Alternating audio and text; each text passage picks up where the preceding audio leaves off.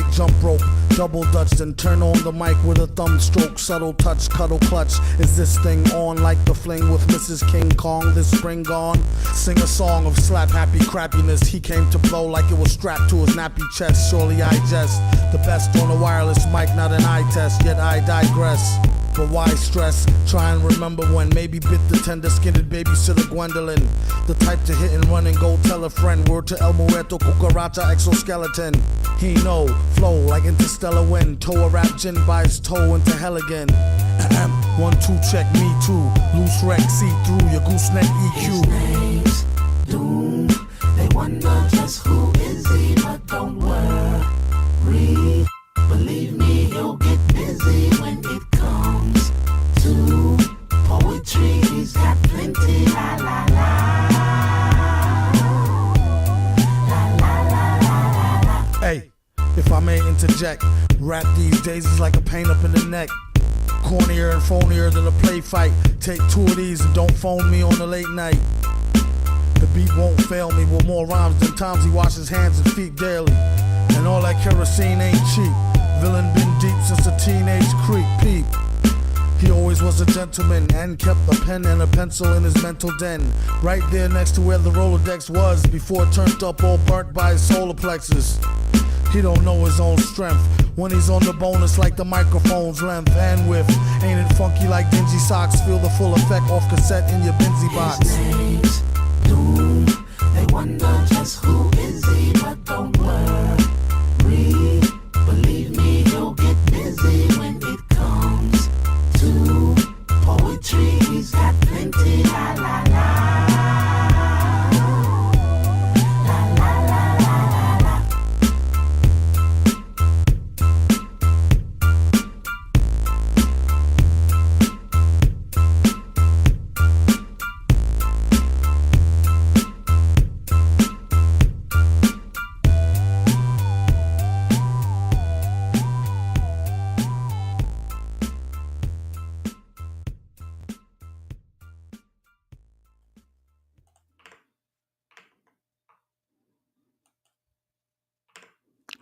Thank you, DJ Danger Mouse. This is the show. I am Harry. Tyson, how you doing? Let me talk to you. Doing good. Good. Good. Well, we got some Raw, we got some SmackDown, and WrestlePalooza, and all the surprises and the extravaganza that was. You want to talk about that? Yeah, all the surprises. All the surprises. I was surprised. I was so surprised. And then we got some stories to go over. I don't know how many times you let them clickbait you like that. At some point, it's got to become on you. That's true. Like how many times can you find her in bed with another man before you realize she's a whore? Yeah. But I don't know. What was your week? I had a pretty good week. Yeah. Nothing interesting happened. Fortunately and unfortunately. I saved someone from getting hit by a car, though. That's kind of interesting. Yeah, this chick was like on her phone, not like she's looking down at her phone, and this car started backing out, and the car didn't see her, she didn't see the car, and the two were getting close to her getting hit. And I just yelled out, "Hey!" Did you make her show her your titties? I should have. Like, I saved your life. I just saved you, bitch. And then when she doesn't, you just push her back into traffic. Yeah. I saved your life. You owe me.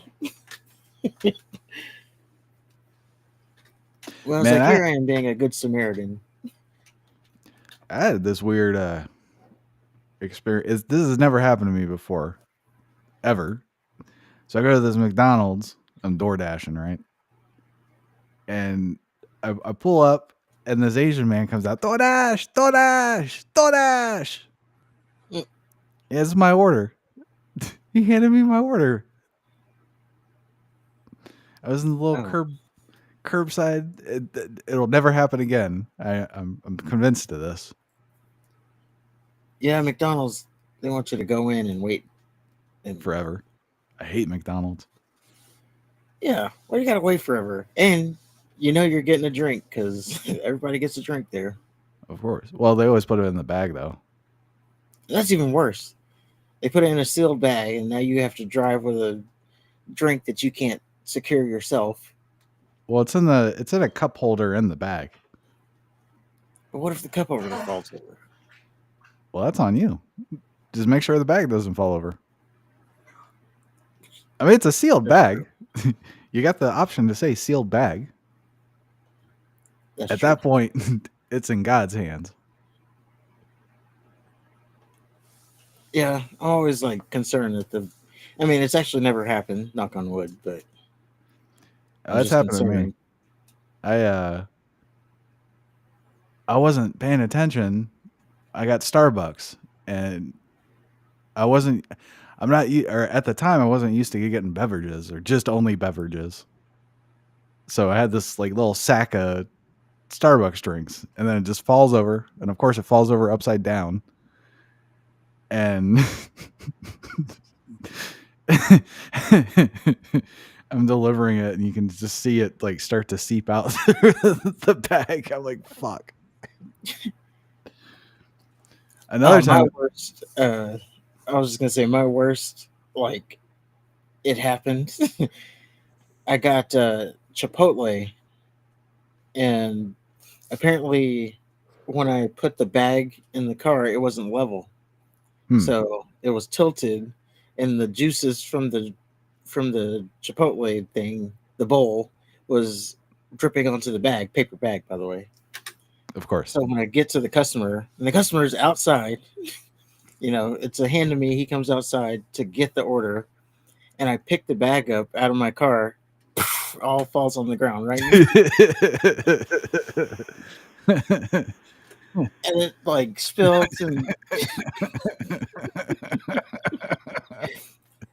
I'm like, shit, and he's right here, so I can't do it. You just turn around, not say anything.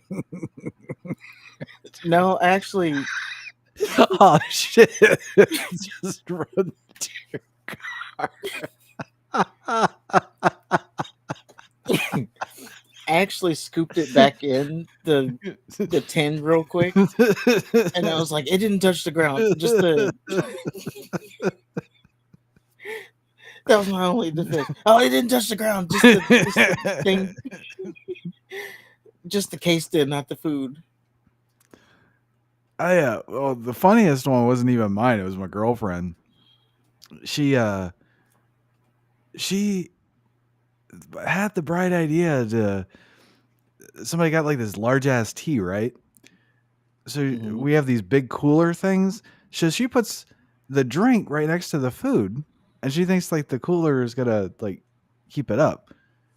And in her defense, it's a sturdy cooler, so I get where she was thinking. It's just whatever.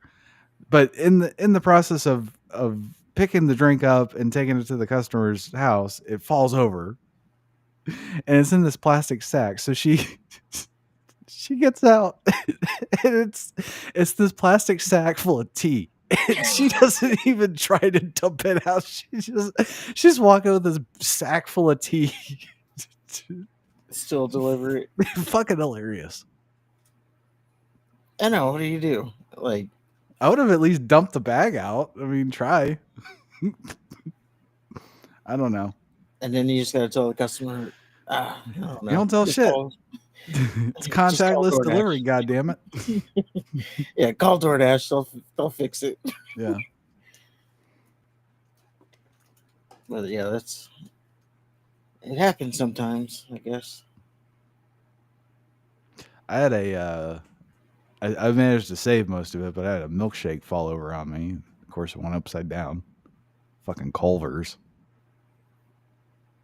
I thought those were thick. They're not thick. They're not thick after in the summer.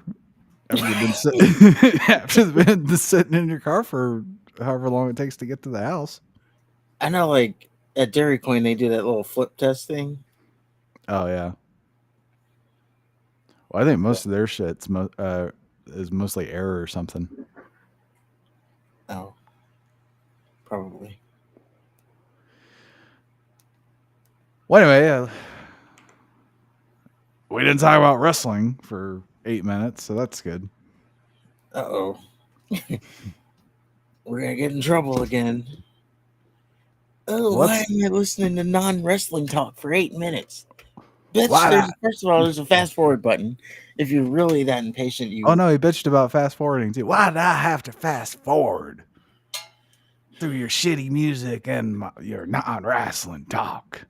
Like, it's not his fault. He's probably in the TikTok culture, so he's used to quick, you know... He has microwave brain. I saw some of the stuff he was listening to, and I think it was the Short Bus Brigade. Oh, probably. Anyway, let's go ahead and move into Monday Night Raw. Unfortunately. So we're in Springfield, Massachusetts. Our walkers are Penta, because he's wrestling Kofi Kingston again. We have Stephanie Vacour. She's going to do something, I'm sure. We have Kaiser. He's going to face Dragon Lee again. And then Rollins' stupid group. And Rollins and his husband are going to have a face-to-face with the Punks again. Yep, the final stare down or something. Even though they've talked and it's led to violence, now they're going to talk. Because they're uncreative fucks.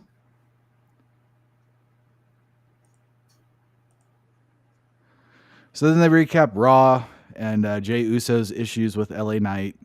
Jey ended up super kicking Knight. And then we see the Usos come in the building. Knight came to shout at them. Well, Jey. And later, Knight wants to team up with Jimmy Uso against the Bronze. Jey's super pissed off. And no one asked Jimmy what he thought. Because Knight wants to team with Jimmy. And Jey's pissed off. And he's like, no, I forbid it. But not one of them asked Jimmy what he thought. Yeah, so later, Jimmy and Knight talked. Jimmy told Knight to find another partner against the Bronze because he wants to focus on his tag match at WrestlePalooza. So later, Jey tells Jimmy LA Knight's going to ask him to be his partner. And Jey tells Jimmy he forbids him to team with LA Knight. And Jimmy says, chill, I already did. And you better start watching your tone. You ain't no tribal chief. And then later, Jimmy teams with LA Knight because Jey pissed him off. He's like, you know what, he's going to tell me what to do. Yep. You ain't the tribal chief. So I think it's a little interesting little direction that they're taking. Like, Jimmy's becoming more tribal chief-esque because Roman told him, he should be focused on himself, and he's taking it to heart. And that was like the little piece that he needed to turn himself into the tribal chief.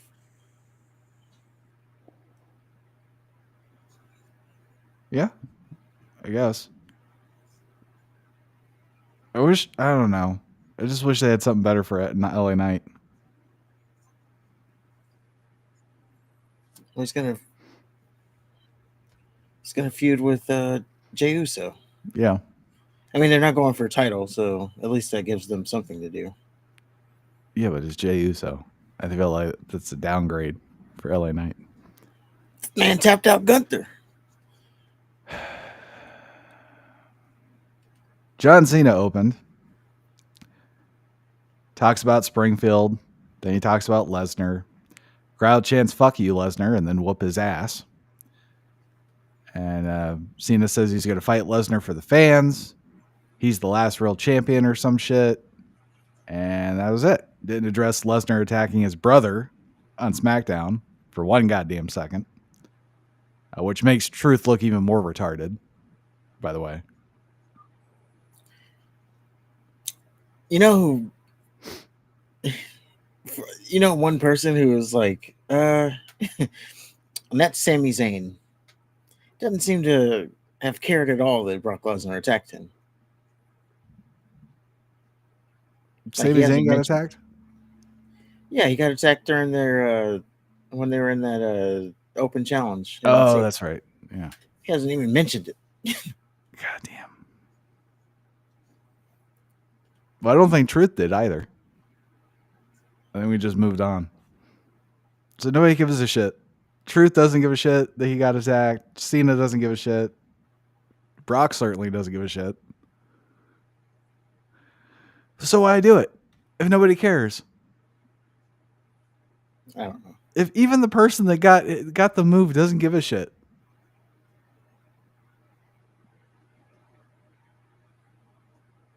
Like, remember when Aleister Black looked at him funny and he's like, "Oh, I'm not gonna take any shit from you."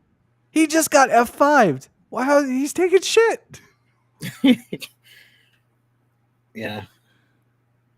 God damn it. God damn it.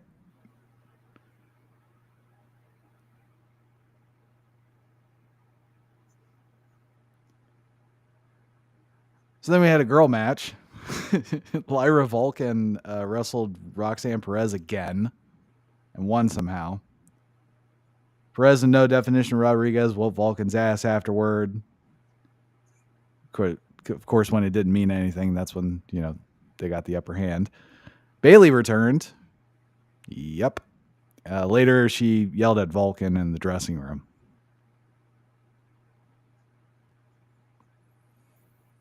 She was really serious at first. Vulcan wanted to talk to her, and then Bayley went and did shtick. So, yeah, she's really doing the split personality thing poorly. I don't know where they're going with it. So yeah, when she ran out to help Valkyria, she helps her. Valkyria's down on the ground, doesn't know if Bayley's about to attack her or not, and then Bayley runs around the ring and starts hugging everybody. One fan took it too far, obviously, or of course he did, and she hugged some fat dude, and he was pulling her in to kiss her. She got out of there quick. God, man, you always got to take it too far. I noticed when the fans put their arm, when they put, it's like strippers. When they put their arm around the fans, it's all good. But once the fan puts their arm around the wrestler, that's when they're like, "Oh, time to go." It got too real. Yeah.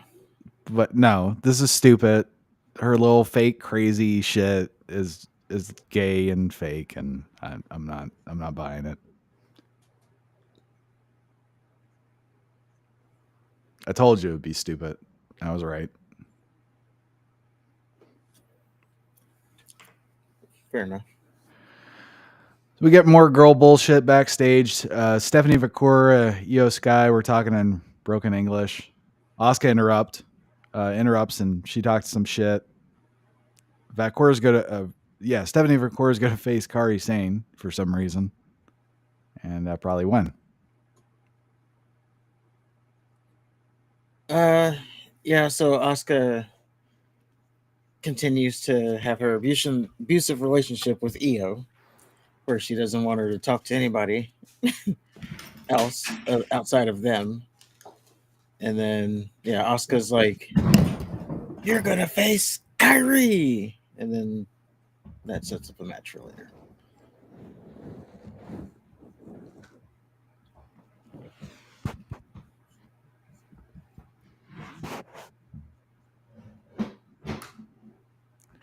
Good deal. Good deal. Sorry, my microphone fell over.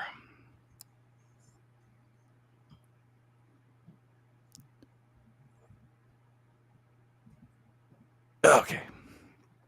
You back? Oh, I'm back. I never left. Well, Saying you back situated. Yeah, I'll figure it out. Stupid.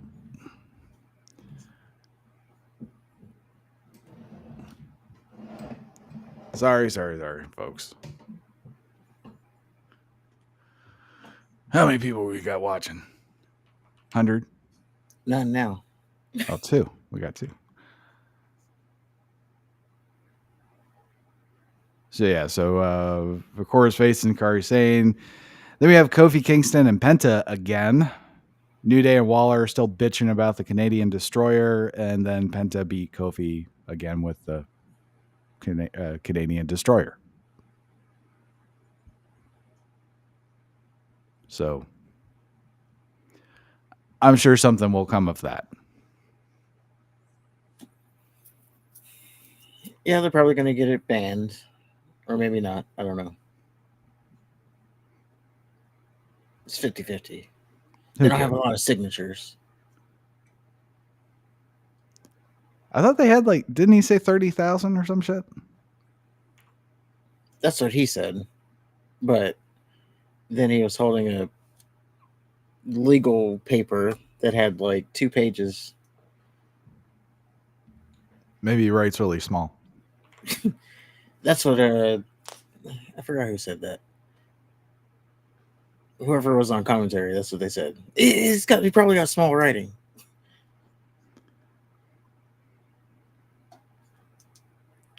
Well, then we have the couples. Seth and his husband came out to talk shit. AJ Lee and her wife came out to respond with their own shit talking. Punk said he's willing to come out to his wife's theme song because he's a virtual signaling cuck. More shit talking. Punk's wife slaps Rollins.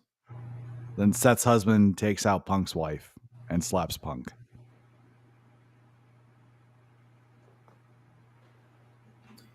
Okay. And we are on our way to WrestlePalooza between these 4. Is my audio fucked? No. Okay. I didn't follow it, I'm going to be honest. You didn't follow There was what? a lot of... I got confused. When you were saying Seth's husband and I mean, I know what you were doing, but when you were actually saying it, I got confused. I got you. All right. Fair enough. Whatever. They didn't say anything important anyway. We had a Dominic Mysterio interview. Dom's the new AAA whatever the fuck champion, whatever that means. Kaiser helped him apparently. AAA campeon. Then we hear a loud banging. Sounded like trash can lids. And then Xavier Woods allegedly pummeled Penta with a chair. Viking bikers were there for some reason. And then later, Judgment Day are toasting Dom's winning the Mexican belt.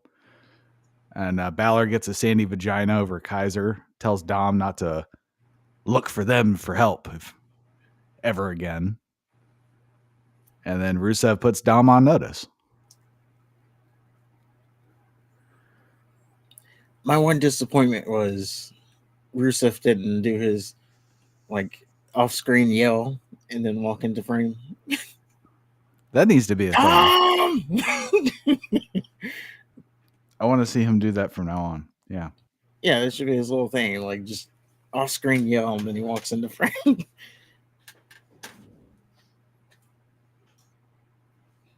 Yeah, Dom's in trouble if that's the case.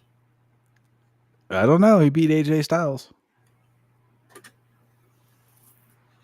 He did, but he's not going to have help this time. Well, He has Kaiser and the other Kaisers. The mini The Latin Doinks. Americanas. Yeah, they're pretty much doink at this point. Wait until they get a midget Americano. El Mini Americano. And everybody knows it'll be that one from AAA. Oh, yeah. Well, then Kaiser beat Dragon Lee. There were two masked guys again, and AJ Styles tried to help Dragon Lee, but Dragon Lee sucks and lost the match anyway. Yep, too many Americanas. It is kind of like, where are they going with this? It's not going to be good. Probably not, but There's no way it's going to be good. Maybe Gable's going to come back and they'll just drop it. Probably. But yeah, what's going to happen when Gable? This was Gable's little thing. Now it's Kaiser's. So what's going to happen? I imagine they'll have to do some kind of Sin Cara versus Sin Cara thing. Oh, God damn it. The You match know, no one wants to see. You know, if you win the match, that rightfully means you're the real one. It's a match. They take turns trying to pull each other on top of each other. No, pin me.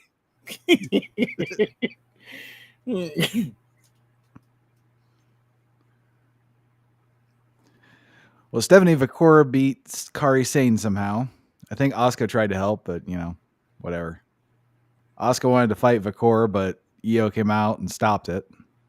Then Io and Asuka scream at each other in un-American. Io shakes hands with Vakura.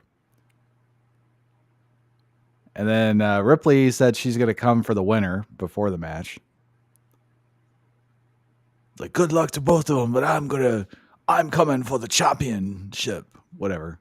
Fuck you. Later, Io tells Asuka she needs to face Vakura alone. Asuka tells Io she better win then. Or else. Mm-hmm. Then the Bronze beat LA Knight and Jimmy Uso. Good guys get their asses kicked after the match. Jay comes out to the rescue. He chases the bad guys off with a steel chair. And Jay tries to shake hands with Knight after. Knight does shake hands, but then he BFTs Jay anyway. Yeah.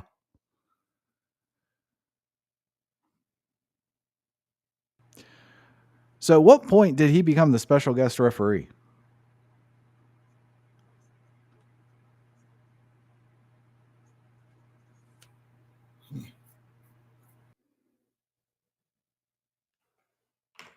All right.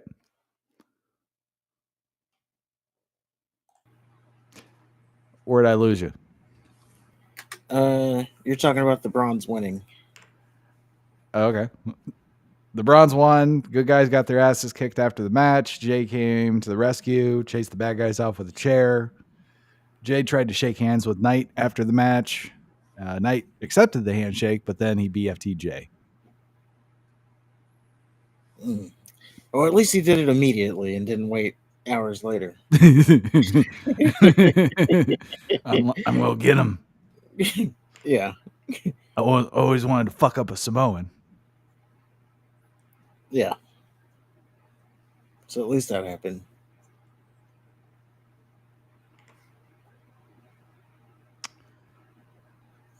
Yeah, I don't know.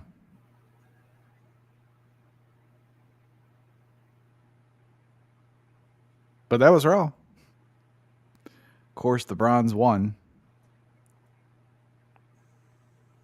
Which is good for them.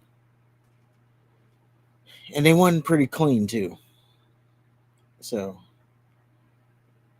it is good that they're keeping them strong. Although Reed's been using the, what do they call it? The spinal tap or... No. I forgot what they call it. He's been using the Death Valley driver instead of the tsunami. So he's added a new layer to his finishers, I guess. Yes. Which is fine. Yeah. Well, moving on. We have SmackDown. We're in Toledo, Ohio, of all places. Our walkers are Drew McIntyre, then Cody Rhodes, because we have a contract signing. Sure, that won't get physical at all. They'll maintain professionalism and shit. We have Chelsea Green and her stupid team, while Elba Fire was with her. Piggy Niven, I guess, is hurt. They never really mentioned what happened to her. I thought she was hurt. She might be. I understand they never mentioned it. Maybe I missed it. Charlotte Flair and the other one were walkers too. I guess they have something going on. And then we have Carmelo Hayes, then Sami Zayn, because they have a title match for one of the belts. Then Michael Cole and Corey Graves kill some time.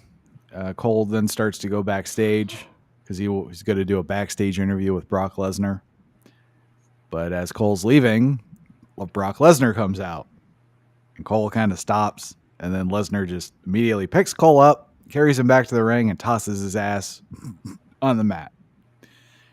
Lesnar starts to rough up Cole a little bit. Then Graves comes in to Cole's rescue. Which I was wondering, I was like, if McAfee does something and Graves just sits there, Graves is going to look like a pussy. But no, Graves came in and he got F5'd immediately. And Lesnar tells Cena he's coming for blood into the camera. He starts wrecking shit ringside, and he F5s Graves again. And later, Lesnar bumps into Heyman, says they should talk. And then Nick Aldis appears, tells Heyman and the Bronze, who are standing with Heyman, you better not start any shit. Heyman says he just wants to talk to the Usos, who aren't there. And he says, well, we're just going to enjoy the show then. Aldis looked doubtful.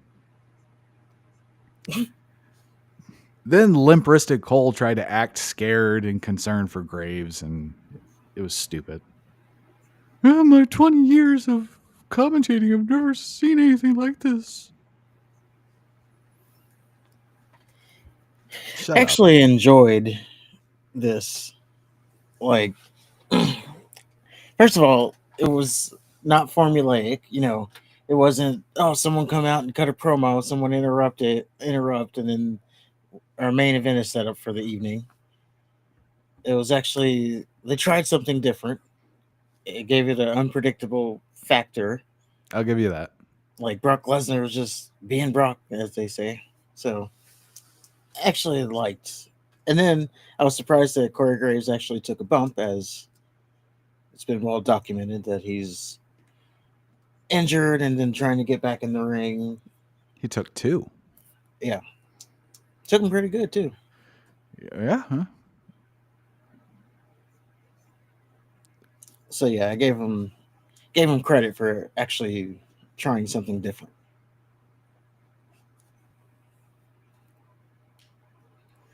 I guess that's fair. I just know that how they follow through with shit. Like, this is just going to be something that happened this week. It's not going to lead to anything. I thought they were going to go for, like, Brock Lesnar's been suspended. Just came back and he's already suspended again. Well, maybe that'll explain why he's off TV after beating Cena. Oh, there you go. Set it up. Yeah. Because, he did touch a official. Yeah.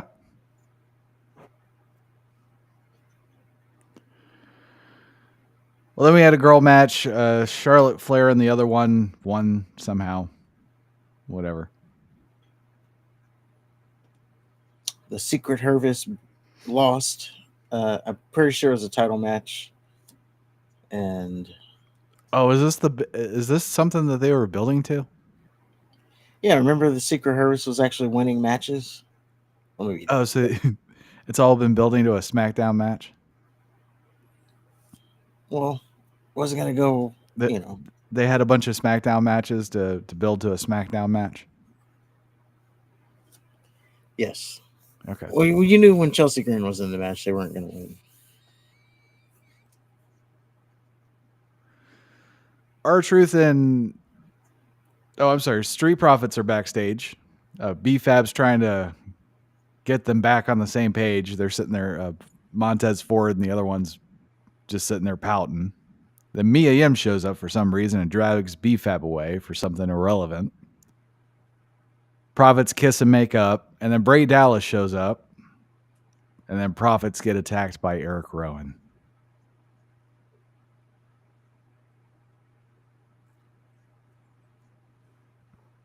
Yeah, I guess they're still doing the split. Maybe, I don't know.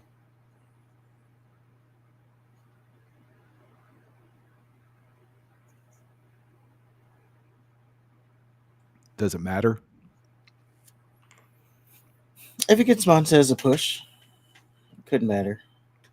Okay.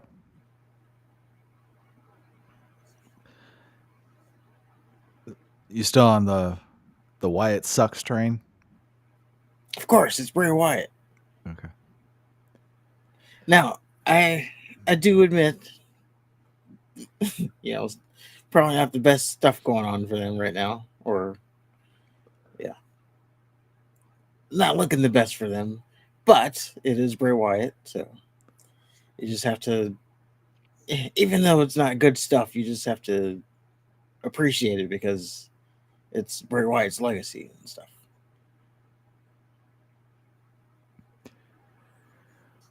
Well, then R-Truth and Escobar's Evil Mexicans are doing a commercial. I think this may have been like not on the show. No, it was. Oh, it was. Okay, so they hoard themselves off for the ESPN app. And it's just interesting to me because R-Truth came out last week, all serious. I'm Braun Cena. I'm defending my brother. I'm going to stand up to you, big bad Brock Lesnar. And he gets F5'd. And when he stood up to Aleister fucking Black, he wanted that smoke. This week, he's not saying shit. Just doing some stupid ass commercial with some fucking jobbers. It wasn't a commercial. Well, I guess it was a commercial. It was absolutely a commercial. Well, it was an education moment because they had to educate you on how to watch WrestlePalooza. Like they had to hammer it home. As there's three R-Truth segments and 2 Cody Rhodes segments, all telling you how to watch WrestlePalooza. So they just had to hammer it home. This was no different than when they started the network and they kept pushing the $9.99 thing. Same thing.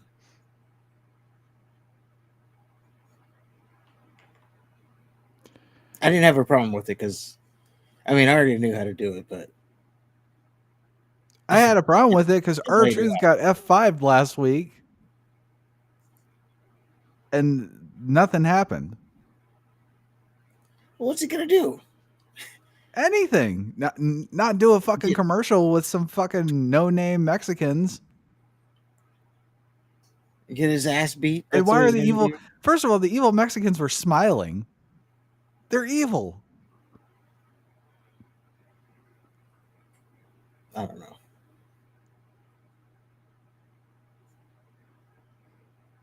You're really breaking down that commercial. Okay. R-Truth gets released. He comes back. It's all part of the show. They're making it seem like they have a fucking plan. R-Truth himself, I want to be more serious. I'm tired of this kid shit. And what is he doing? He's doing fucking kid shit. And anytime he even sniffs something remotely serious, he goes back to the kid shit.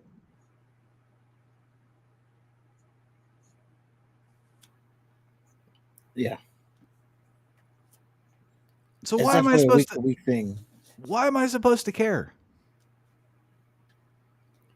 Well, now you know how to download the ESPN app and watch WrestlePalooza and going forward other pay-per-views that they put on ESPN because they're all going to be on ESPN now. Okay, but next week when he gets F5 or Tsunami'd or Claymore'd or whatever the fuck, why am I supposed to care? Because the next week he's just going to whore himself off for Slim Jim or Real American Beer or some other shit. with Ray Phoenix or Alexa Bliss or Chelsea Green. It doesn't mean anything. Nothing matters. True. After that, Fraxium made their entrance, and then they're jumped immediately by the Bronze.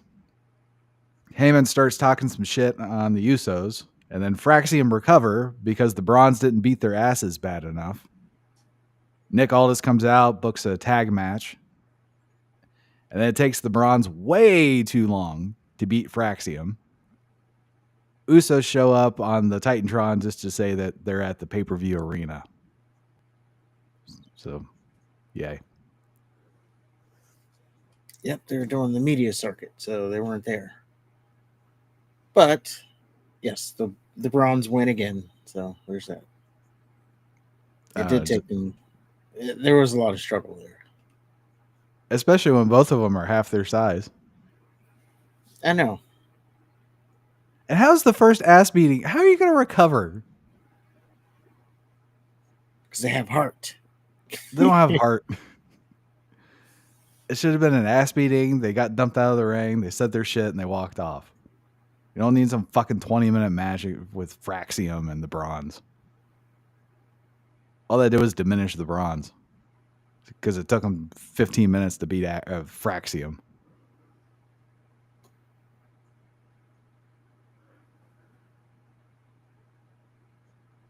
So we have Sami Zayn and Carmelo Hayes.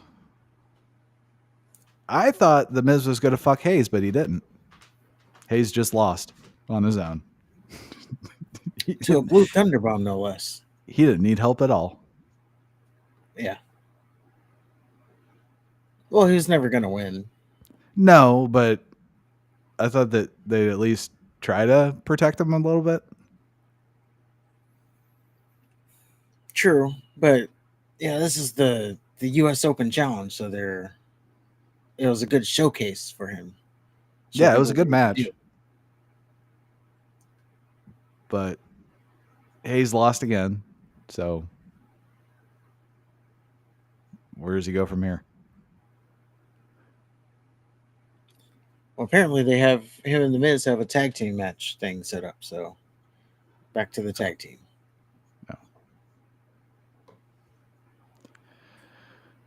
Nick Aldis and someone were backstage. Damian Priest shows up looking for Aleister Black. Priest says if Aldis doesn't give him Aleister Black, he's going to do what everyone else does and just attack people in the back. Then someone Aldis was talking to says Priest is toxic. And then Priest immediately throws someone through the wall. So this was Elton Prince, I believe. Oh, of Pretty Deadly. What is he doing? Well, he was telling Aldis that there's too much toxic masculinity backstage, and then in walks Priest with his toxic masculinity. Then he throws him through a wall, proving his point. He throws him through a wall. Okay. So I guess they're doing this. Elton Prince is going to be like this little, I don't know. Everybody's going to be, Brock Lesnar is going to be toxic masculinity, and yeah, kind of like I don't know. It could be something. Now, is it going to get him cheered? I don't know. Like, I don't know. I don't know where the temperature is on that right now in WWE. Is being toxically masculine gonna get Priest cheered? No, Prince. Oh, this is for the. I don't think he's ever gonna get. There's no way he's ever gonna get cheered. Well, I'm saying this is clearly a direction for the woke. Because, Pretty Deadly, they're a little suspect on their characters.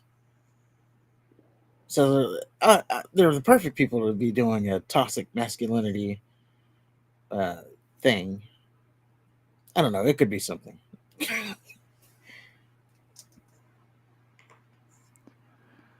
Solo Sikoa had a vignette. I guess Tonga Loa's the only one he has left. I don't know.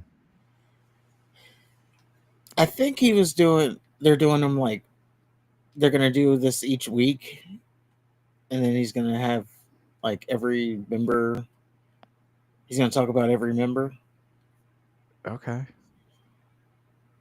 They're wasting Well, time so they can get him back on TV. okay. Obviously, Well, Solo lied to us and said he's going to make Tonga Loa champion. Well, I guess he was already a tag champion, so it's not too much of a lie. yeah.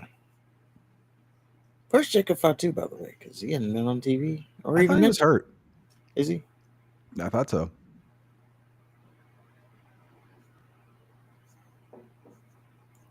That makes sense then.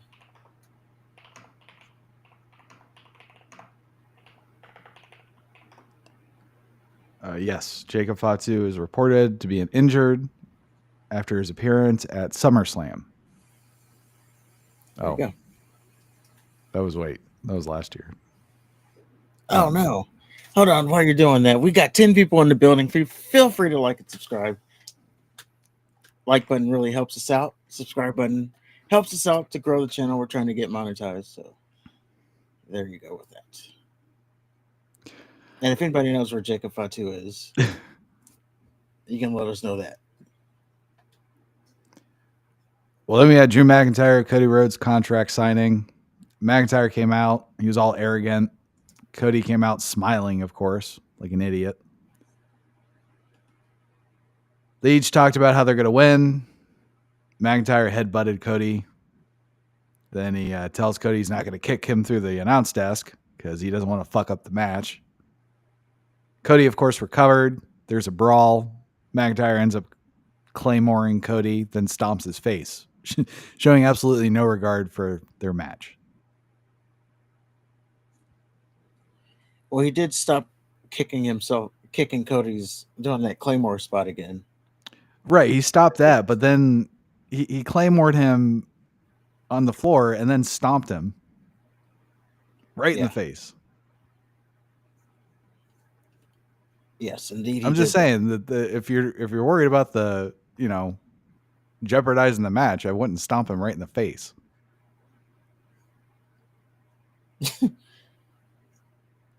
Yeah. And maybe that was just he knew that was enough to just ring his bell, but not like take him out. I don't know. Well, the Claymore was that. True. But he did mention, you remember the other week you said that, Cody Rhodes, he got Claymore through the announce table and then he came back and he's smiling and woeing. So Drew McIntyre did mention that, so that's good. Somebody should. God damn it, Cody. Called Cody a corporate champion now. I just wish he'd come out serious just once. That smiling shit. Kind of reminds me of like a beauty pageant girl. I don't know what he's got to be upset about. He's on top of the world. He's world champion. He got his head kicked through the announce desk. He should be coming for blood. True. But he is the champion still, so there's that. Yeah, but the first thing you see him do is he comes out smiling. Like, no big deal. Got my head kicked through an announce desk. Somebody tried to end my career. My life. Yeah, he's just nice guy, Cody. Yeah, I could have been crippled from the neck down. No big deal, though. Whoa!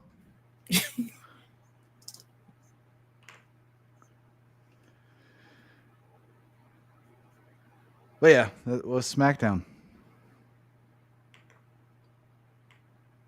Overall, I thought it was a little bit better with the unpredictability that they were adding. Oh, I thought it was shit still. It was SmackDown. I didn't Yeah, think I mean, nothing. Good. I was to say we do have to put it on par that it is SmackDown, but I thought it was a little bit better, given what they've been giving us. I will say that Brock Lesnar segment last week was possibly the worst wrestling segment I've ever seen in my life. Yeah, it was pretty bad.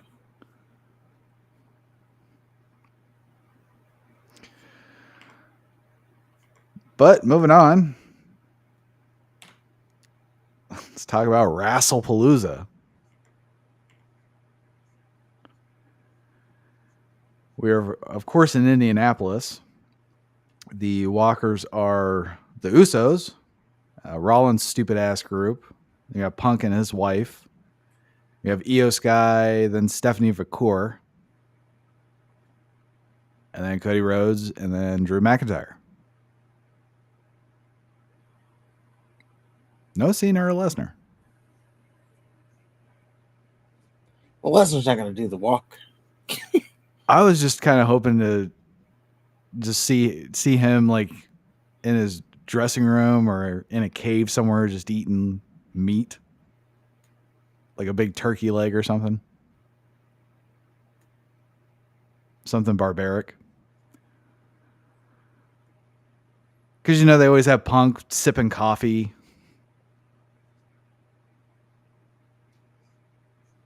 Yeah. Yeah, they could have done something like that, but Then we have a big old WWE ESPN hype video. It sounded like Vince got cheered when he was on the screen, which was kind of interesting. You're fucking up, Triple H. Who, by the way, opens because he loves himself. And then Pat McAfee returned. I was overjoyed.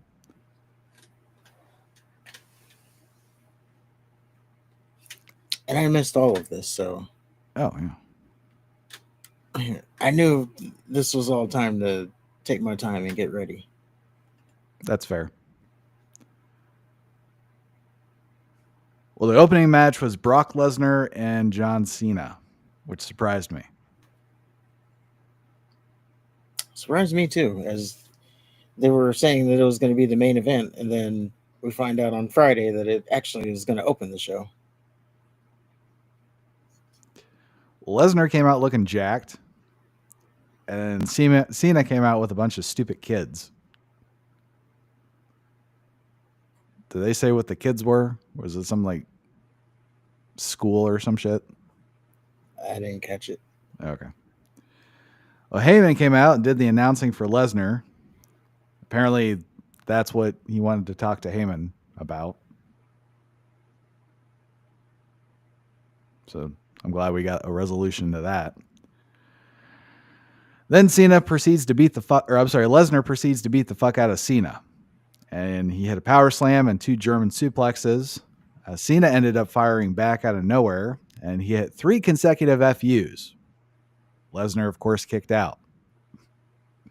Then Cena goes for a 5-knuckle shuffle. Brock hits him with 6 F5s and just wins. After the match, Lesnar F5s the ref, and then Cena again. I'm just glad that Cena didn't kick out of 6 F5s. I was about to get pissed. Yeah, that would have been a little bit much. But it was a very shocking open. There's a lot of people who didn't like that open. Obviously, it has probably more to do with, Brock being Brock. But yeah, there's people who didn't like that Brock Lesnar just came out and squashed John Cena. And let's just call it that. It was a squash. Yeah, Cena got some offense, but it was a squash. Yeah, glorified squash. So they're obviously going to wrestle again, I'd say, right? I don't think so. No? This is a one and done? He's going to attack Cena after the match, and that Cena's going to be okay with that? Well, what is but what does Brock have left to do with Cena? Like, I just He has to lose. buried you. Cena needs to go after, because Lesnar was going after Cena. Now Cena needs to go after Lesnar. They might do a thing where Lesnar goes, I don't want to kick your ass again. And then Cena has to, provoke Lesnar into a fight. He has to make Lesnar want to kill him. Maybe this is going to be Cena's last opponent. Like, Maybe. he has to conquer the mountain of Brock Lesnar. Maybe he just loses to Lesnar until December. Which that's awkward. It is. I don't know. It'd be interesting, but yeah, definitely a shock open. It was very abrupt. And we already had people complaining that, $30 for this. Just one match in, huh? Yeah. Like, oh, this is not going to be good. I don't know what you were wanting. You want some kind of 5-star mat classic between these two? Like, when does that ever happen? When is Brock Lesnar ever putting on 5-star matches? When he wrestled Kurt Angle. Probably when he wrestled Benoit. At WrestleMania? I don't know necessarily. Well, I remember they his had matches Rock, with Angle were really, really fucking good. I don't know about specifically the WrestleMania match. Like, I remember the Raw matches they had when they were trying to out wrestle each other. Like, no, I'm the better wrestler, and doing them flippity doos. Yeah. Yeah, they've had a lot of good back and forth, them two. But recent Brock Lesnar. Yeah, Suplex City Brock has been very boring. Well, not boring, just you know what you're getting. Yeah, you're not gonna. Yeah, there's not gonna be any technical stuff. It's gonna be power moves, and which I'm for. Yeah, because I mean, seeing grown men throw each other around isn't boring ever, but it is predictable. Like after he F5'd the ref, he picked him up by his belt and threw him out the ring. He's just a freak. Yeah, it's gonna be interesting to see what's next for Brock Lesnar. If anything, as I imagine he's gonna. Well, it seems like him and Heyman have some kind of thing going on now, so maybe he's gonna be helping out the Vision. I don't know. I don't think him and Cena are done. Maybe they're not. Maybe this is all leading to like War Games or something. They're gonna have Cena in War Games before he leaves. When is War Games? It's in November. Okay. Well, moving on, we have the Bronze beating the Usos. LA Knight was the special guest referee. I don't know when they announced that. They did it on socials, of course. Oh, of course. Or maybe on the pre-show. I saw it on social media. Okay. The Bronze hit a Steiner Bulldog. The Usos hit a 3D.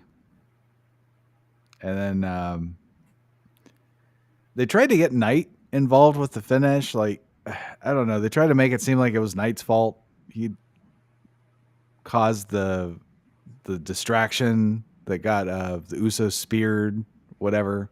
It was just clumsy and awkward looking. Well, I don't know if you caught it, but it looks like I don't know what happened. And I was watching the replay. I still don't know what happened. Jey Uso got cut open somehow. Or busted open. I wouldn't even say cut open. He got busted open. And he looked like he was pretty fucked up. So that kind of threw off everything, I would suggest. Okay. I just know Knight kind of looked, he was standing around like a deer in the headlights. I don't know. It just looked off. Now I there know what was they were one. trying. Oh, I was just gonna say there was one point where Bronson Reed was about to get in the ring, and Knight like reared back like he was gonna hit him, yeah. which was funny. When I like when Jimmy had the chair and he was going to use it on, I think it was Reed, and Knight was looking right at him. He was like, go ahead. And he turned around. Oh, he's going to let him go. But that was that. Well, then we had Stephanie Victoria winning her girls match somehow. Slow starter, but it ended up being a pretty good match, as these are two of the workhorses of the division, I would say. So you knew they were going to put on one of those type of matches, a graps special, and yeah, Vaquera wins off of a spinal tap, which is like a corkscrew moonsault thing she does from the top rope. Now, has she gone away from that SVD finisher, the Stephanie Vaquera backbreaker? Maybe. But that's what she won with this time, the spinal tap. And she is your new women's champion. And if you're following along, that means she will be facing Tiffany Stratton at Crown Jewel, because it's going to be champion versus champion there too.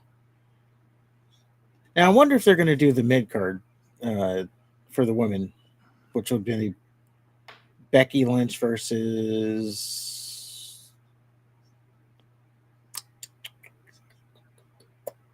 Yep, don't know. Oh, Julia. Oh, yeah, Julia. Yeah, that'd be an interesting matchup there.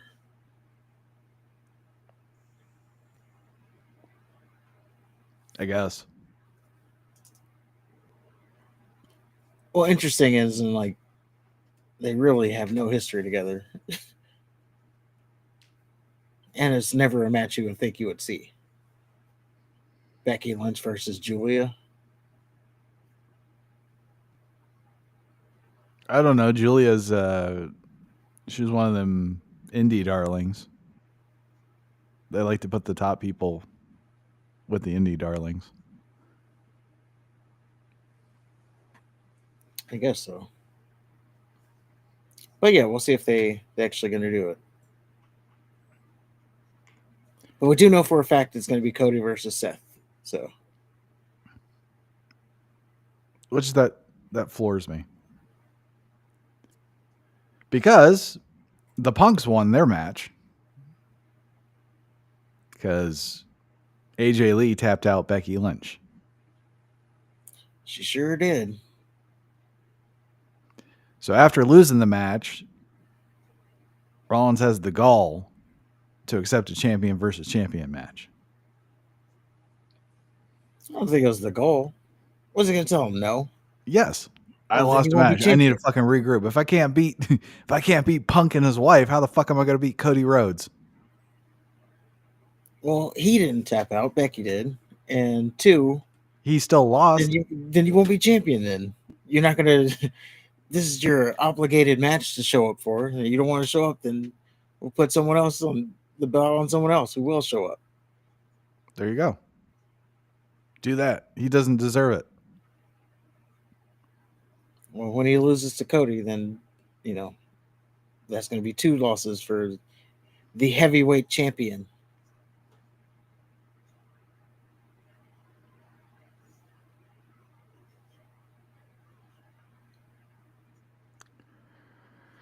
So the Undertaker comes out. God damn it. He comes out and just to talk to Stephanie McMahon. And he looks like he's trying to be Fred Durst or something. His little fucking outfit. He's the American Badass. You'll see him in Saudi.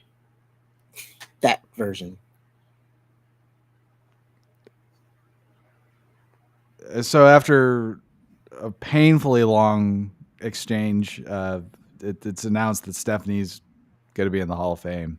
And then the bitch had the nerve to look surprised and pretend to cry. I don't think she pretended. I think she was genuinely. Well, one, I think she was shocked, and two, I mean, it's an achievement for her. I don't know why she wouldn't be overtaken with emotion. Okay. What? I find it hard to believe that she didn't know. You don't think Triple H wanted to actually surprise her? You know, some people have like surprise parties, or to where the spouses include in on Yeah, the but things before it happens. she's too ingrained into it's her dad's company, you know? She knows how it works. She's too ingrained in like the inner office shit. Well, first of all, it's September, and they're already telling her she's in the Hall of Fame for 2026, Mhm. which that doesn't even they don't even start doing that until January. So I don't know why she would expect. Oh, this is my Hall of Fame announcement in September. I'm sure they told her. I'm sure they told her. I don't think they did. As Triple H has given it to her. Oh, by the way, you're gonna be in the Hall of Fame.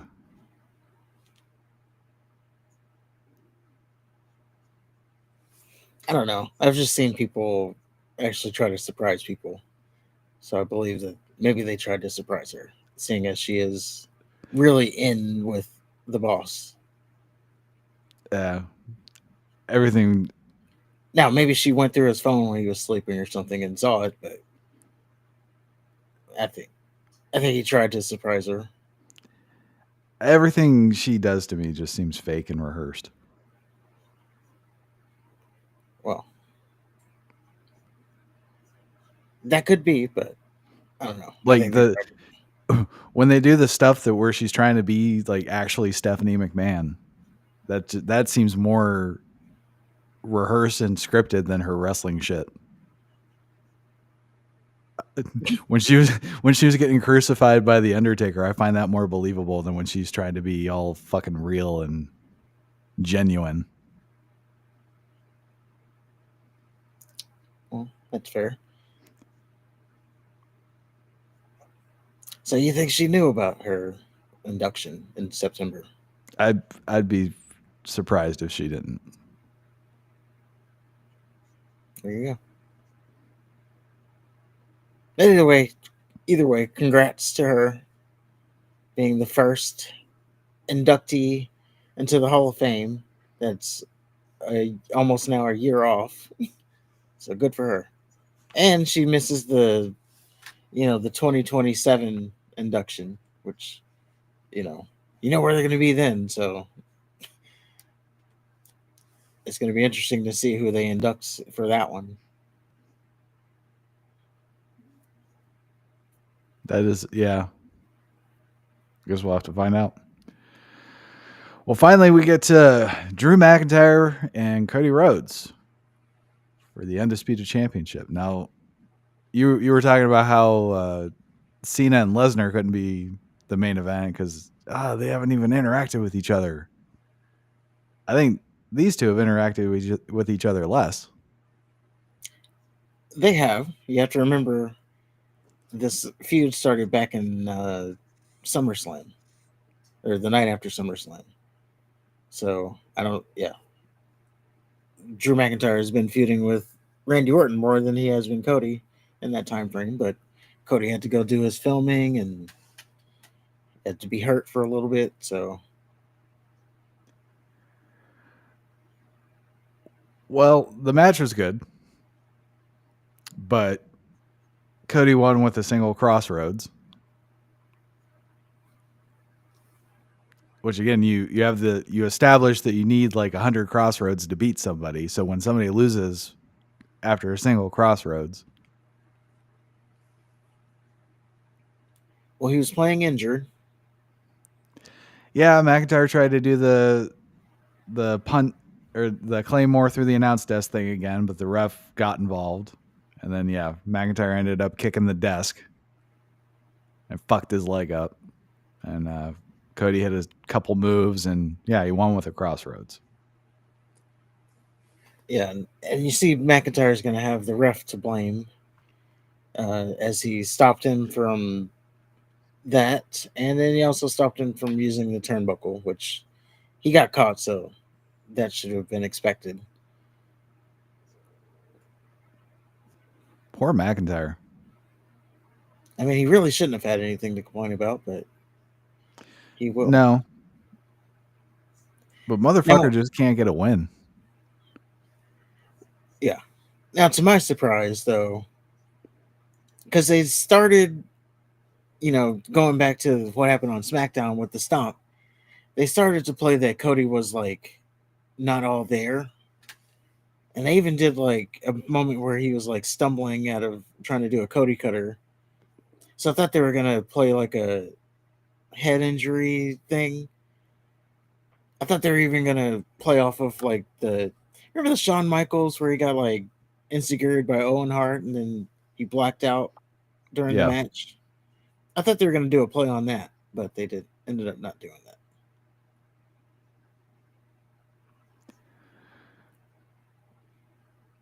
Well, yeah, the pay-per-view just ended with Cody standing tall. And I seem to remember that Triple H saying that there was going to be surprises and shit. Yeah. In this pay-per-view. You were talking about surprised. Yeah. I mean, there were surprises. Brock Lesnar, surprise, shocking win. Stephanie McMahon got surprised with the Hall of Fame. Surprises.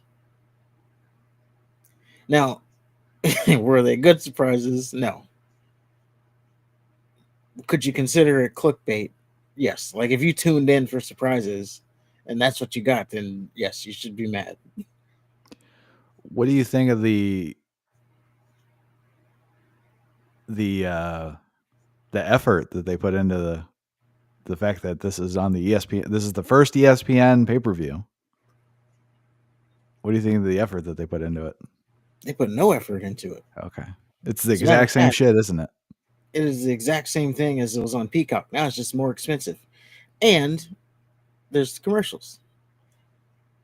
Which I did have a question about, by the way, because so during my feed, which I was watching on the ESPN app, I have cable right now, so I have free cable, by the way, so I'm not paying for that. Like it's included with our rent. So I have free cable.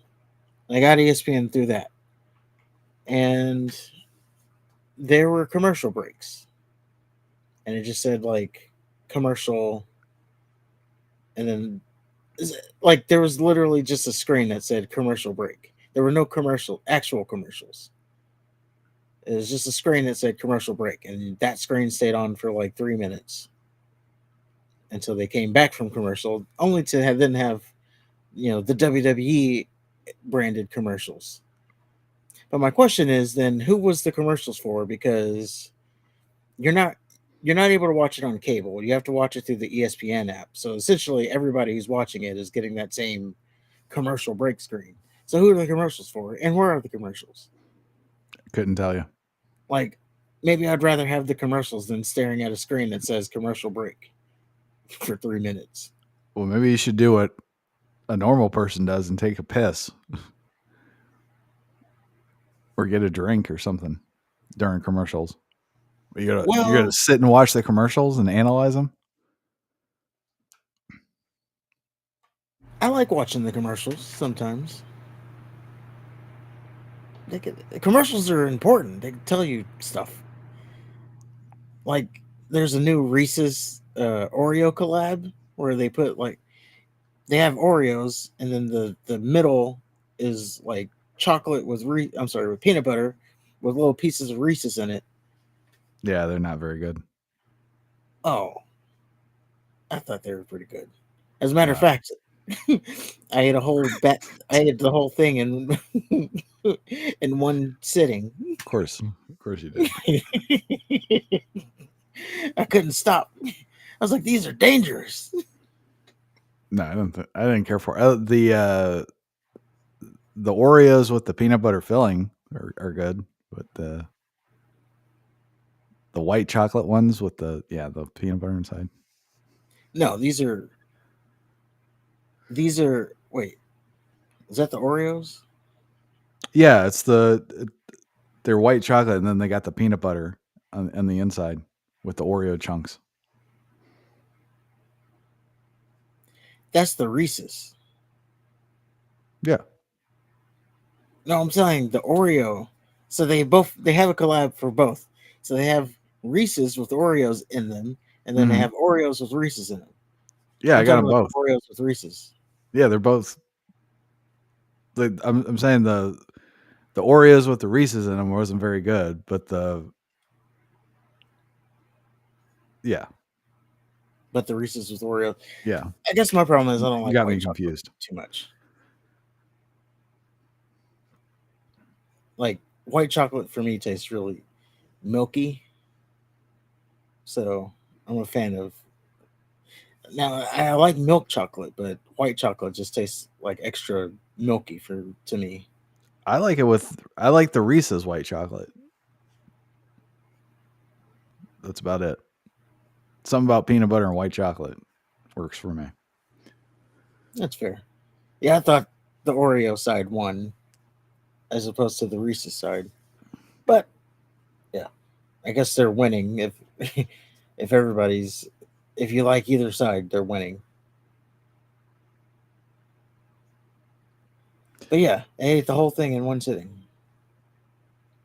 And bringing that back, that's why we need commercials, because it was commercials that told me that was out, and then I immediately hustled and found them, and it's like, oh man, I'm gonna need to get some more tomorrow.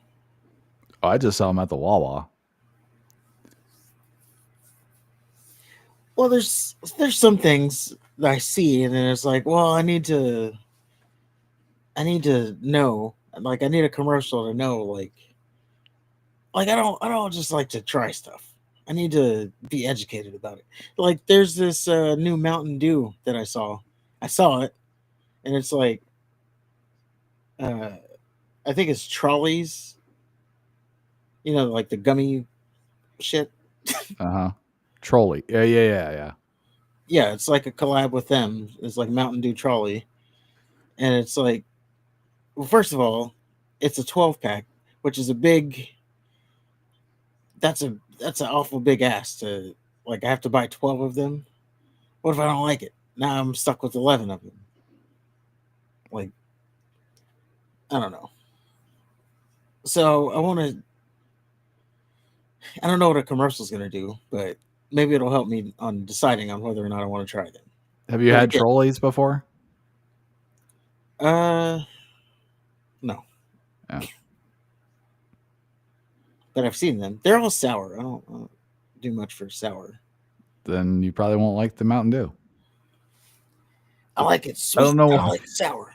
I don't know why you need an infomercial. It's Mountain Dew and it's gummy shit.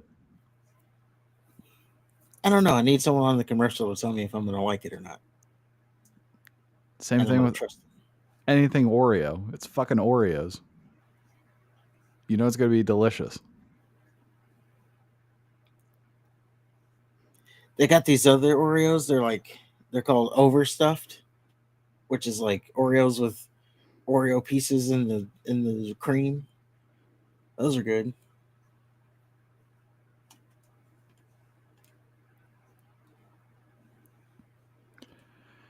But yeah, that was WrestlePalooza. After all that. Yeah. After all that fat talk. Fair enough. Needed to be said. I was gonna save it and do a taste test on stream, but then I couldn't wait. It's like I need it now. I just kept seeing the sign for 2 for $5, so try them both at once. But yeah, that is all the wrestling stuff.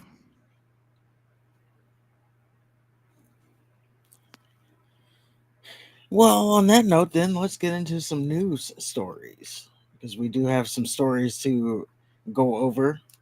As up in the news today, we have Ava being a nepo baby, seemingly. We got Bret Hart unnecessarily going after Triple H. I would say it's unnecessary. And we have AEW. There's this idea going around that AEW should counterbook WrestleMania, and we'll put our 2 cents in about it. But before we get into the stories, oh, let's start with a good story, or I don't know, maybe good, maybe not. Maybe it's just an update, but Raja Jackson, son of Rampage Jackson, who violently beat a man on stream, a wrestler. If you were wondering what was going to happen with that, he has finally been arrested.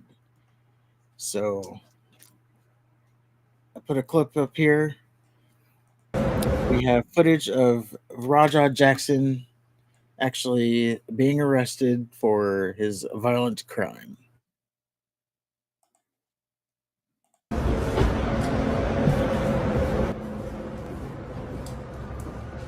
Get him.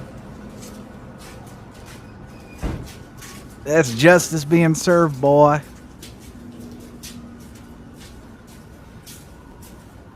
Couldn't help but look at the camera.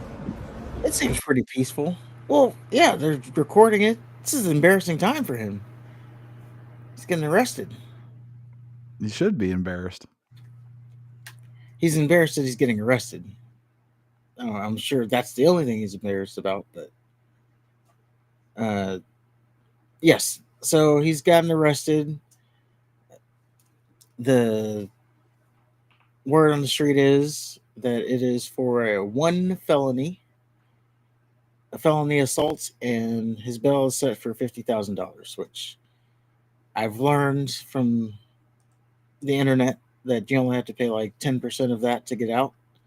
So that would be $5,000 he has to pay to get actually out, and he'll be free until what? He has to go to court. Probably, yeah. And then it can get worse. Well, at least he got arrested, I guess. Yeah, justice has gotten. I mean, that's a. Yeah. Now, it did take them a long time, but maybe they were just getting their ducks in a row. That's what people were saying, is that they had to, talk to everybody there to get all the information before they can do the arrest. So people were asking, what took so long? That's what took so long, I guess. I don't know.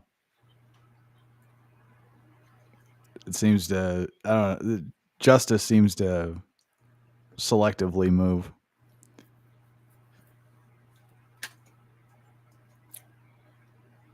True. It depends on what color you are, how fast you. There's that too. No, I mean, say that depends too, because I think there's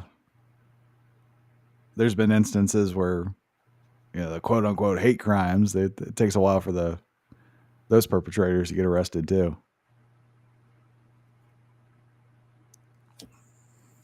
What is the legal system? They have to get everything right before they actually do the arrest. I think it's just California. It could be. But yes, that is the Raja Jackson update. Not much to really else to say about it. I think it's very legal now, so we'll let them handle it. Is he still in jail, or did he get bailed out?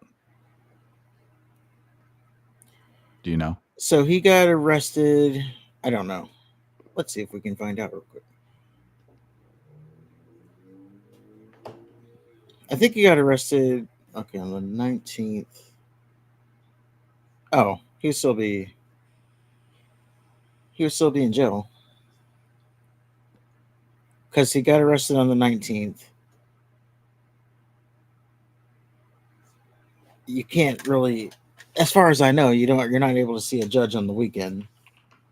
So then you have to wait until Monday, unless you see the judge on Friday. But given the time, maybe he didn't have time to see the judge. So then he would just have to sit the weekend and then make bail on Monday.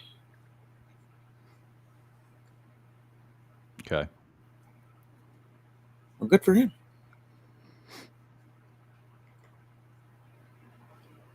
Spend the weekend in a little lockup, staring at bars. Good for him. Do you think he's going to get any real consequences?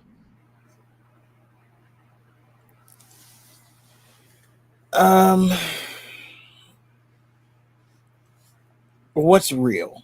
Like, is he going away for a long time? Yeah. No. Okay. I think he'll go away for. He might get like, I don't know, 30 days, 60 days, something. But he's not going to go. People. I think I even may have suggested like 10 years. He's not going to get that. Maybe a year tops. Okay. Yeah, it's probably the real battle is going to be the civil part. Yeah, because there's enough. Unfortunately, there's enough doubt on whether or not, yes, he did assault the guy. Yes, he did put it on camera. And yes, he did. What is it? Premeditate it and recorded himself premeditating it. But there's that little doubt, or not doubt, but there's little. What can get him off the hook is like they told him, "Hey, you can get your receipt." They told him that. They told him, this was you're gonna go in there, you're gonna hit him until we pull you off. So they told him that. So, there is that. They told him, they told Raja Jackson that you can keep hitting him until we pull you off. Well, they said hit him once, but they and also he didn't said, hit him once. But they also said you can get your receipt. And as Okay. I suggested, maybe to him a receipt is hitting the guy. But no, 20 in times. no universe would anybody believe that a receipt would be hitting somebody 20 fucking times while they're defenseless. It could have been to him.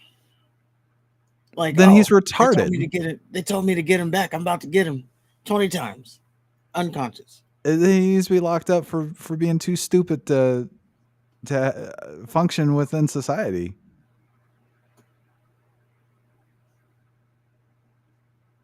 Yeah.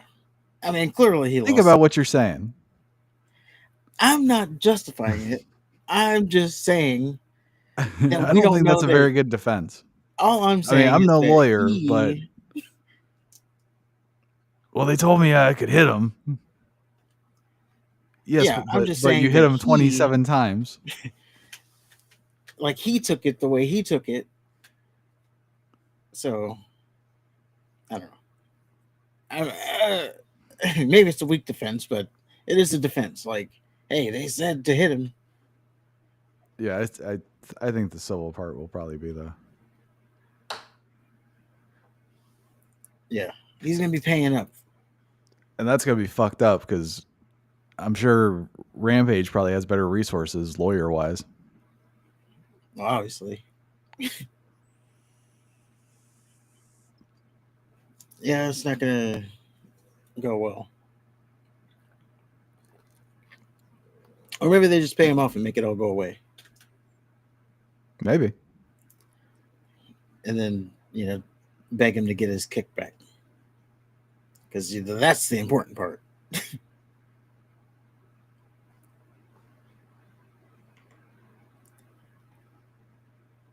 So, yeah, on that note, let's go ahead and move on to our actual stories. And let's start with Bret Hart, because this guy's crazy. Bret Hart is like really entering seemingly his just straight up grumpy old man era. Like, I don't know why this guy is just so bitter. but he was on uh, the Inside the Scoops podcast, and I guess at some point they had asked him about Triple H. Well, they're just having a discussion, and he started to talk about Triple H, and he did not hold back with what he said of Triple H.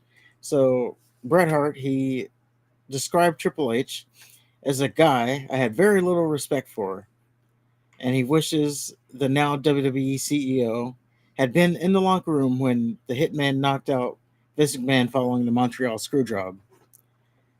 Triple H, this is a direct quote from Bret Hart. Now, Triple H, I wish he had been there when I was in the dressing room. I'm sorry, I wish he was in the dressing room when I knocked down Vince McMahon because he might not be married to Stephanie. This isn't the full thing. Hold on, because there's more. There's more that he said. He would. There was something he was saying about Triple H has never had a good match, and I want to get. Was that when he was rating him? Give him a C. He's always had a good physique. Give him an A there. Is that the one you're talking about? I didn't see the clip, but okay, it could have been. That's old, I guess is my point. No, this was all recent. Oh, no, I can't find it. You guys are putting me on the pressure, and I thought it was there. So I guess that's on me for not reading it before.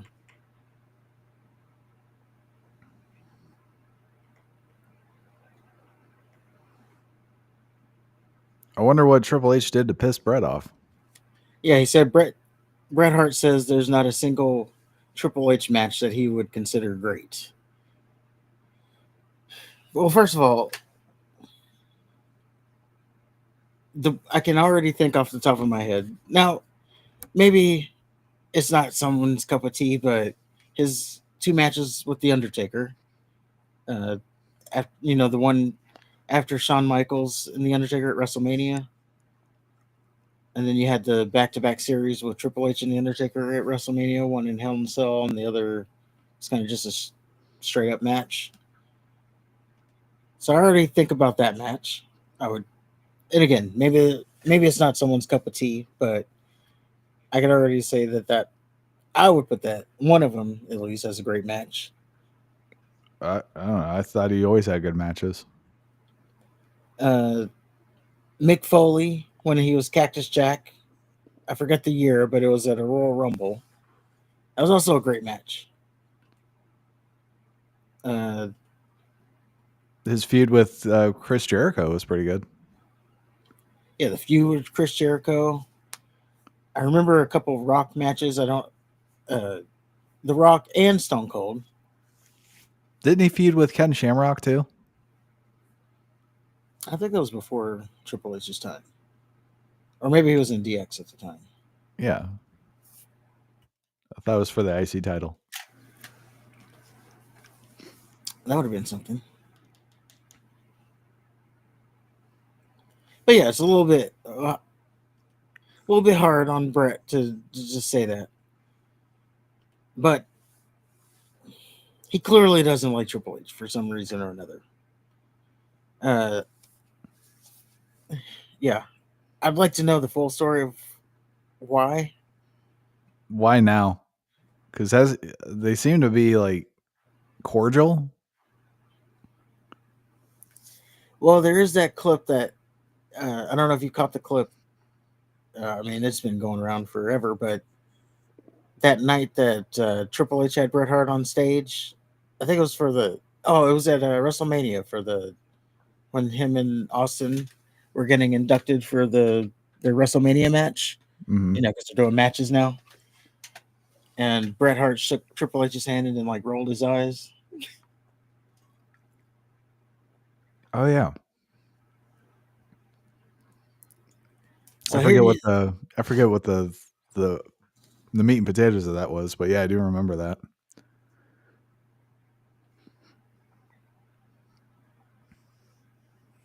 Yeah, I don't know the origin of it, but definitely something that needs to be hashed out there.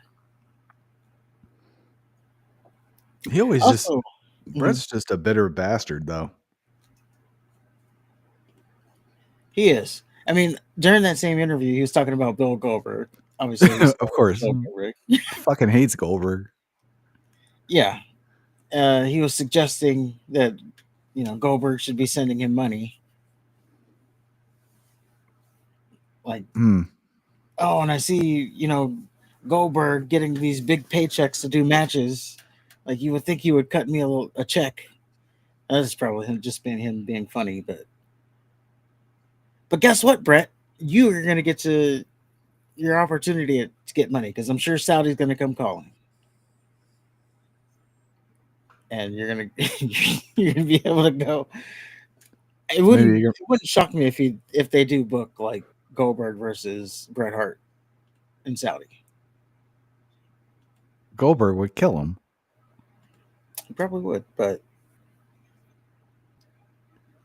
Brett's had a stroke. has he? Yeah, he had a stroke, and I think he was like paralyzed for a little bit. Interesting. Well, I don't know why he's that bitter. Then you would think when something like that happens, you don't hold grudges. Man, yeah, ever since Montreal, Yeah, you never really some got over switch that. flipped on him, and yeah, you just can't let it go. I wonder Even if he's though always he, been like that. Like in elementary school, you wronged him, and he held grudges. Like, no, Becky, you took my milk that one time. yeah, maybe, yeah, but I mean, then he had that match with Vince, that awkward ass match. We just beat the shit out of him. Yeah, you would think that would have been him get I don't know, releasing all the anger right there, but still, I That's guess not. that's what it's supposed to be. But Brett seems to keep going back to the no, that's not enough. Fuck you. Like, I let you beat the shit out of me. Right. No, we're not done yet. And I'm so mad. He even I don't know. It seems like he even does the handshake. Like, oh, it's all good. And then when he has a chance to shit on him again, oh no, fuck him. I don't know. Yeah. So it's safe to say that Brett's probably not going to be making any more WWE appearances outside of Saudi because I'm sure they're going to want him. We'll see what happens.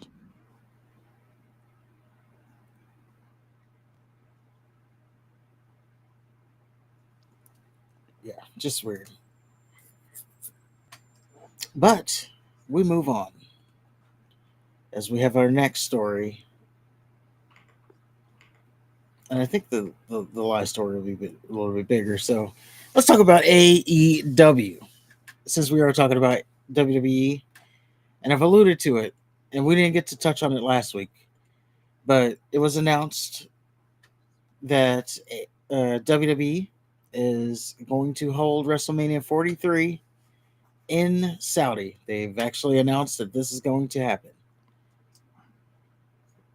No more speculation. This is actually going to happen.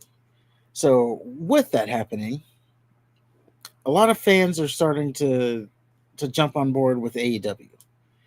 And when I say jump on board, I mean they're starting to open their eyes to AEW being a alternative to what WWE is becoming, which is just like a sterilized corporate thing that they are becoming.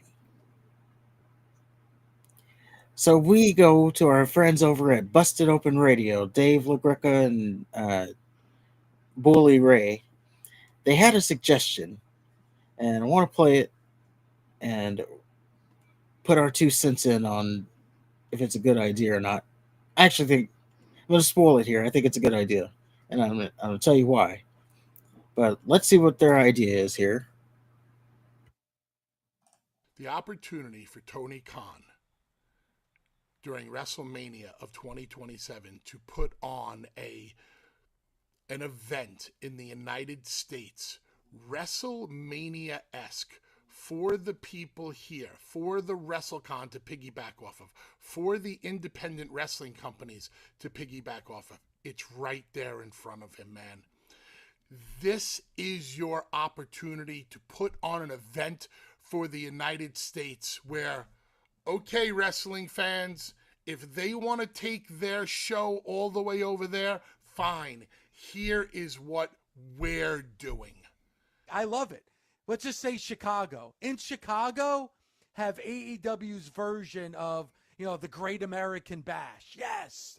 Let's do it. Let's do it here in the stadium the same day as WrestleMania 43. We see the WWE counter programming AEW all the time. This would be a great opportunity for AEW to counter program the biggest show on WWE's calendar. So yes, that's the idea there. AEW. Now, do you think it's a good idea? Sure, why not? Well, I think, yeah. I mean, if they're gonna be in Saudi, and if you think that you have a show that you can put on that people would want to see over that, and you think people are that pissed off over WrestleMania being in Saudi, why not? oh, they're pissed off. This being people. When they announced it, so they did this YouTube special, and when they announced it, the chat was like spammed. Like everybody in the chat was like, "You sold out." How is this different than like the Night of Champions and the Crown Jewel and the Greatest Royal Rumble? It's different because it's the biggest show of the year. Okay. This is the biggest show. And then you have people who are upset that like Paris didn't get, or not Paris, but France didn't get the first international pay-per-view. Okay. Well, yeah, I could see that. Like they've been teasing a UK WrestleMania forever. Yeah. And yeah, and your first international one saw. Yeah, I could see why people would be pissed off at that. But it's like they've been in bed with Saudi forever, though. So I mean, the idea of them having a WrestleMania in Saudi is not far fetched. Yeah, I don't know why. I don't see it as too big of a deal because, yeah, like you said, they do the 2 shows there a year already. So what's another show? WrestleMania doesn't mean anything anymore, anyway. Well, to some people it does, and those are the people who would say they're upset. Now going back to their idea here, number one, it should be. I don't think AEW, and they won't compete with WWE. Like they're not gonna outbook WrestleMania. It's just got too much name value. Right. Too many people are gonna be watching it. So you're not gonna do that. However, I think you can position yourself to just be an alternative. Right. And they're kind of already doing it, and they got people mad at them over that too. But you position yourself as an alternative, like, hey, you don't want to spend $70,000 on tickets, or you can't. Here's our show. It's a lot cheaper. Come to our show. And there's that. And then you put which on, they would be stupid if they didn't do that. Well, they're kind of positioning it now. Like Ricochet, he was doing an interview and he with Ariel Helwani, and he pretty much said that, like, hey, I mean, AEW has affordable tickets, so, and it's the second biggest promotion. So if you want professional wrestling, you want to take your family to professional wrestling, you can do that with AEW. Now, of course, fans are like, AEW is not for children with all the stupid shit that they do. This being like the crazy spots that they do, and the hardcore matches and the blood and all that. Yeah, but they still have, like, the gummy bears and they got cartoony shit. They do, which would make it for kids. Now, my question is, the people who are complaining that, oh, this show's not for kids, they do too much hardcore shit, indie hokey garbage. Well, you are watching, and the kid also is watching a show where they're beating the hell out of each other. Like, the goal is to beat your opponent to where they can't get up. So, is it like, yeah, it's not for kids, but is that for kids anyway? Well, it's got to be a family-friendly show where they fight and beat each other up. Look at the Power Rangers. Yeah, Instead was of- that family friendly? Instead of blood, use sparks. But you're still ultimately fighting. And then what do you do as kids? You go out there and you mimic the fights. So, I don't know. I guess I don't know. Maybe I'm off on that. Because you have like Dragon Ball Z too. The ultimate goal is Well, you can't mimic that. No, you can't. But yeah, to go back to AEW, so you put on a show, and again, you're not going to beat WrestleMania, so get that out of the equation. But you can, I don't know, you can put on a show for the fan. You partner with like these indie promotions because like there's that there's all the shows that schedule around WrestleMania, and they put on like something in the same city. Like, they're not going to Saudi, so you put on something with them. So you make it what WrestleMania was, but with AEW, a smaller stage. And again, you're not trying to beat what WWE is doing. You're just trying to put something on for the fans to say, this, like, you still have us.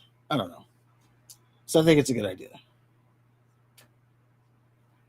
I guess I don't know. I don't have any confidence in either one of them, quite frankly, because anytime AEW seems to have the edge or an opportunity to really set themselves apart, they seem to shoot themselves in the foot. Same with WWE. They're all just kind of the same. Just one has more money. They are, but WWE's pricing, or not more money, more infrastructure, I guess. Well, they got more money too. Well, no, yeah. I'd say the money's comparable. They're bigger, yeah. I mean, they are trying to price like the casual fans out. You even have Mark Shapiro on an interview saying that Vince McMahon was pricing WWE for families, so they still don't think ticket prices are where they should be, which means they're going to get a lot more expensive. So they're trying to make it like a celebrity, like a UFC. That's what they're trying to do. Turn it into UFC or boxing. Well, good on them, because they're just gonna keep moving people out. They keep alienating people with the their business partnerships, like Saudi. Me personally, I don't give a shit, but a lot of people don't like that at all. They don't, but this has been going on for years. I don't know why you have a problem now. Well, I think they've always had a problem. It's just they keep. It seems like WWE just keeps pushing it, and now it's kind of at a tipping point. And now we're getting to a point where they might even sell it to Saudi, sell WWE. It's just interesting though. Like people have an issue with how they do business. People have an issue with how they don't push like the Karrion Crosses or the Zack Ryder, the people that they want to see succeed. Instead, we get the Cenas and the Roman Reigns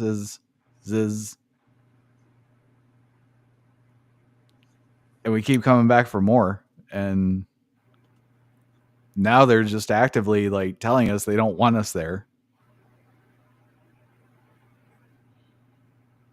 Like when are we gonna fucking like put our foot down, say enough's enough? We keep bending over and letting them just stick it in. Yeah, and I think that's what we're getting closer to. I think that's why there's a lot of people jumping on to the AEW train. You know, I saw a lot of the genuine reactors. They're like already positioning themselves to be more AEW centric now. A lot of them were even reacting to AEW clips. Hold on, I have I have an example. Okay. Well, the thing with AEW though is that kind of sucks too. It does. It's all the same wrestling wise.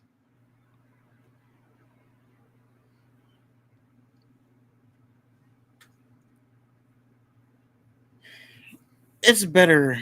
I don't know. It depends on what you're after. If you're after the graps, maybe it's better. I don't know. Mm. I just want, like, just someone give me good stories is what I'm looking for. I want a good story that leads to good graps. I want to believe these motherfuckers want to kill each other, and then when they finally meet each other in the ring, I want to believe that they're killing each other.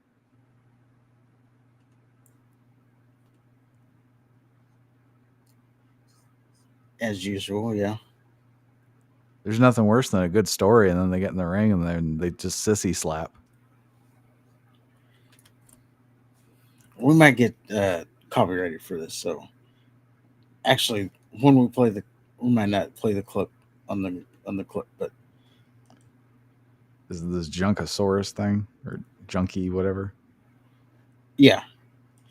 Let's see the genuine reactors. Now, this is AEW's pay-per-view.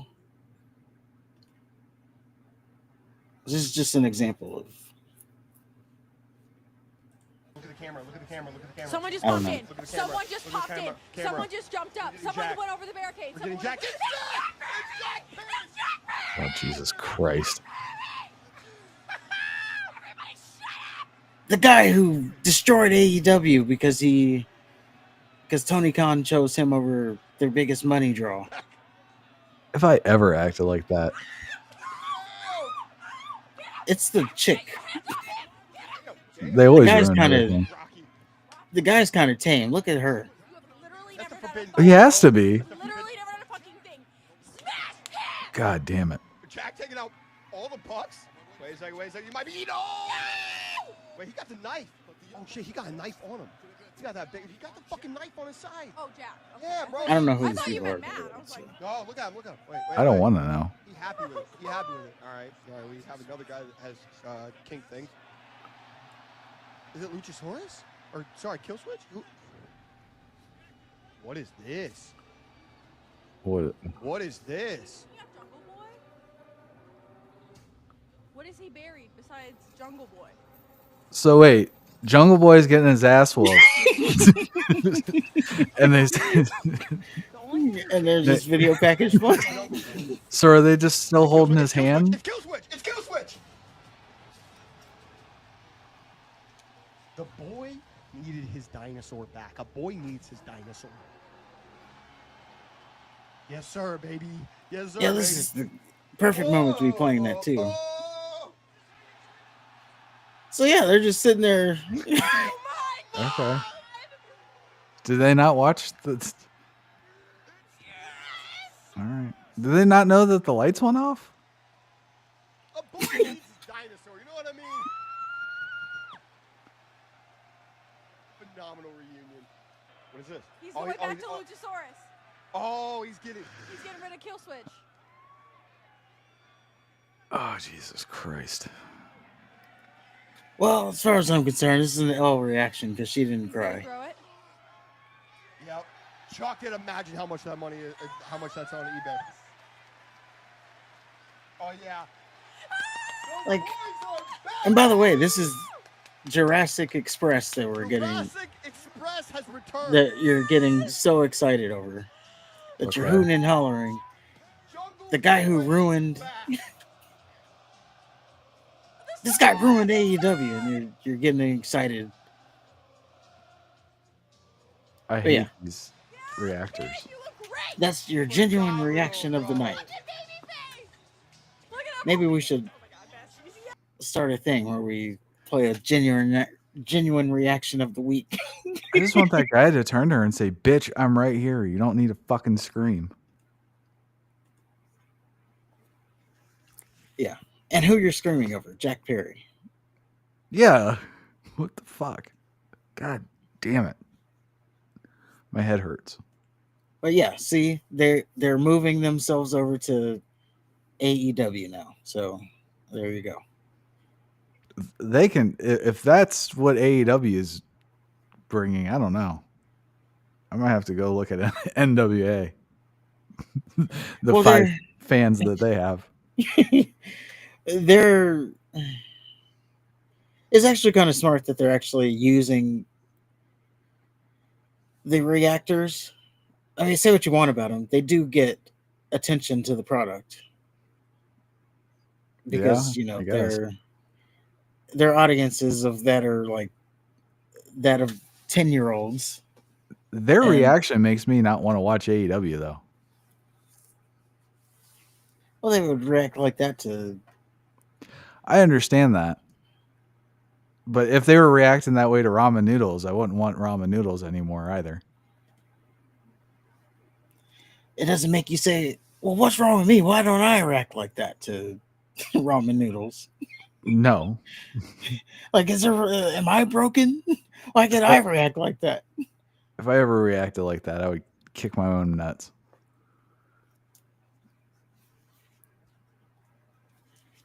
I just want something to invoke a reaction like that out of me. Like, I don't know. First of all, that's not a real reaction. There's no way she's genuinely excited to that degree. Well, to their defense, I will say, when you're watching with people, it does change things. Like the one instance I can remember, because when I watch football at home, I don't really like. Maybe I'll react every once in a while, but I'm pretty much just like sitting down, eating, just enjoying the game. But when I go out to like a bar or something and I'm watching, I react a lot differently. Like, I react more to it when I'm out with people. As a matter of fact, I remember when we were watching, this is ESPN saying it, the greatest college football game ever in history, UT versus USC. I remember jumping up and down and pointing in that guy's face when we won at the end. Yeah. Like, I would never, if I was by myself at home, I'd never do that. But, being in the crowd, being around people, it made it like 10 times more exciting. Now, again, and this is ESPN saying it, this was the greatest college football game ever in history, so that does add to it. ESPN can be wrong. Well, they could be, but they weren't. Because actually, the greatest college football game in history was Ohio State Miami. No, it wasn't. And you Yes, it cheated was. at the end. Or double overtime. Greatest college team ever. It shouldn't have been overtime. They shouldn't have had to cheat. It shouldn't have gone to the last play. Miami was supposed to just take Ohio State to the woodshed. Why was Ohio State even in the game?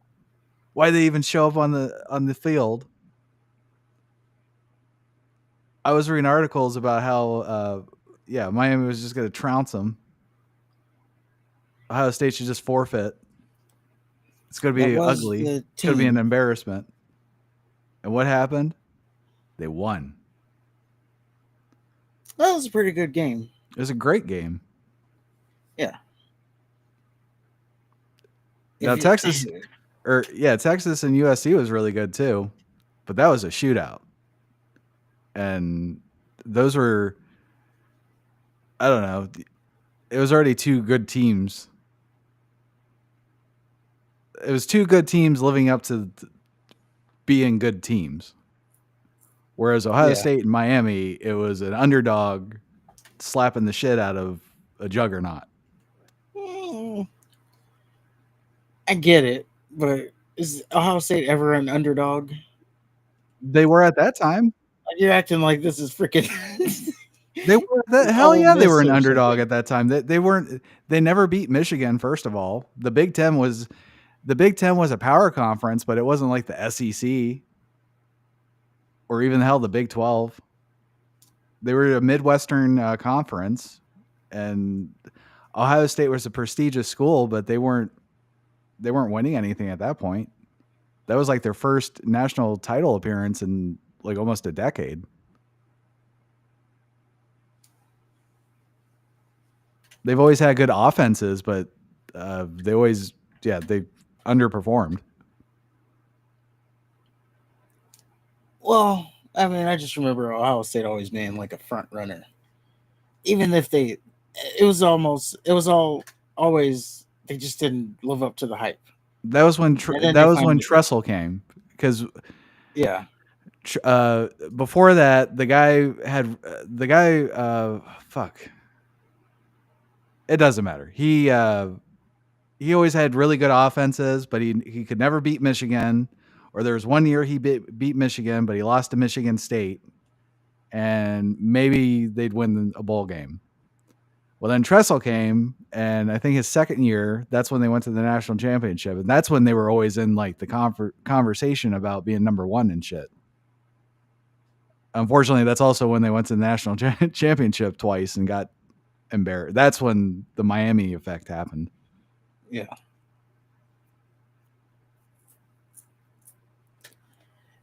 But yeah, all that to say, that's the one, like, if they're watching with people, I could see that they react. They just get into it because they're around people. But outside of that, I think she's just trying to play up for her audience. Yeah, outside of that, you are reading like a screen, so like you don't hear the people. You just maybe they're there, but right now, in reality, she is just sitting in front of a screen with her spouse. So that's her. He's married to that. Oh, sorry, I don't know that. Oh, I'm just guessing. I mean, what would you? I don't know. I'm sorry to assume that. Maybe he's not even into women. All right. You just assume that he's sitting there with this chick, that they would be together. But yeah, all that to say, AEW, they have a chance. They don't even have to. I would say they just have to not fuck it up, but they don't even have to do that. They just have to let WWE keep doing what they do, and you're just driving people to AEW. And then you just have to deliver Now that's the question: can they do that though? No. But all in all, I think it's a good idea. And again, they're not gonna overtake WWE. They're not gonna outclip WWE. None of that's gonna happen. All you're doing is just telling the fans this is the alternative. And if do you're, they do they Mhm. have people that people want to actually see?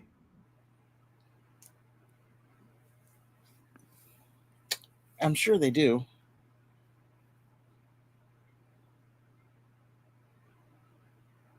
Because I mean, they would have to get. Kenny Omega's hurt, right? I don't know if he's hurt, but he's definitely taking time off. Okay. You got Will Ospreay's hurt. He just had surgery. He's hurt, yes. MJF's he's not MJF anymore. Everybody's tired of Moxley. Daniel Bryan's retired. There's no Sting. Or you got to bring in. You have to build. You have to make stars. That's the problem. So maybe they shouldn't. Maybe they should have somebody that people want to see first before they compete with somebody else. Well, again, I'm not talking about competing here. I'm just talking about showing that you're an alternative. Right, but if Like just straight up. but if you 'cause don't you're not- have you're not- anything to present as an alternative, then that's a exercise in failure. Like here's an alternative. I got nothing though. I got the Young Bucks. Yeah. I got little Jack Perry and some fucking asshole in a mask.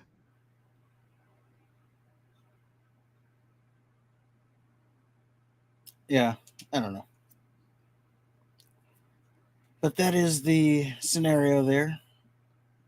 Like, say what you want. WWE still has Brock Lesnar. And, they got the best of the best. It's not the best of the best, but they have the best of the best. Yeah, they have the people that look like they belong in at the top of the wrestling. They have draws. Yeah. But yeah, as WWE is pricing people out, it's just, I mean, it's just going to have to happen. You're just going to have to, you're just going to have no option but to go somewhere else if you want to go to a show. Unless you can afford it. But chances are, as the tickets are nearing, I'm saying by the time they get to 27, the tickets will probably be $100,000 because they're already at $70,000 this coming year. I'm interested to see what the attendance is going to be like for the Saudi WrestleMania. It'll probably be pretty good. I mean, that dude, His Excellency, Triple H's words, is really looking to bring in the names. So, there's already rumors that he wants to bring in Shawn Michaels, Stone Cold, Undertaker. I haven't seen this floated around, but I'm sure he's going to want Goldberg, Bret Hart. He wants the main event to be The Rock and Roman Reigns or Cody Rhodes. He said he wants it to follow up from WrestleMania 40, so he wants those three involved somehow. So he's adding names is what I'm getting at there. Okay. Like, we ain't gonna be sitting through, which I do find funny because if you listen to the other content creators, they're like, oh, this is clearly all being set up for Sami Zayn and he's gonna win, WrestleMania. Or I'm sorry, he's gonna win at the Saudi WrestleMania or Saudi Royal Rumble.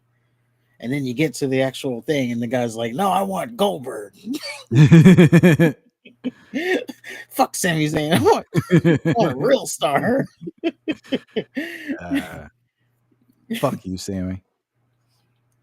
Yeah, that ain't gonna fly around here. I know he's one of us, but we still want a star. Yeah, Let's be real here.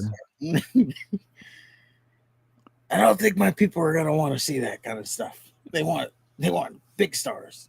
Can we have the Undertaker win instead?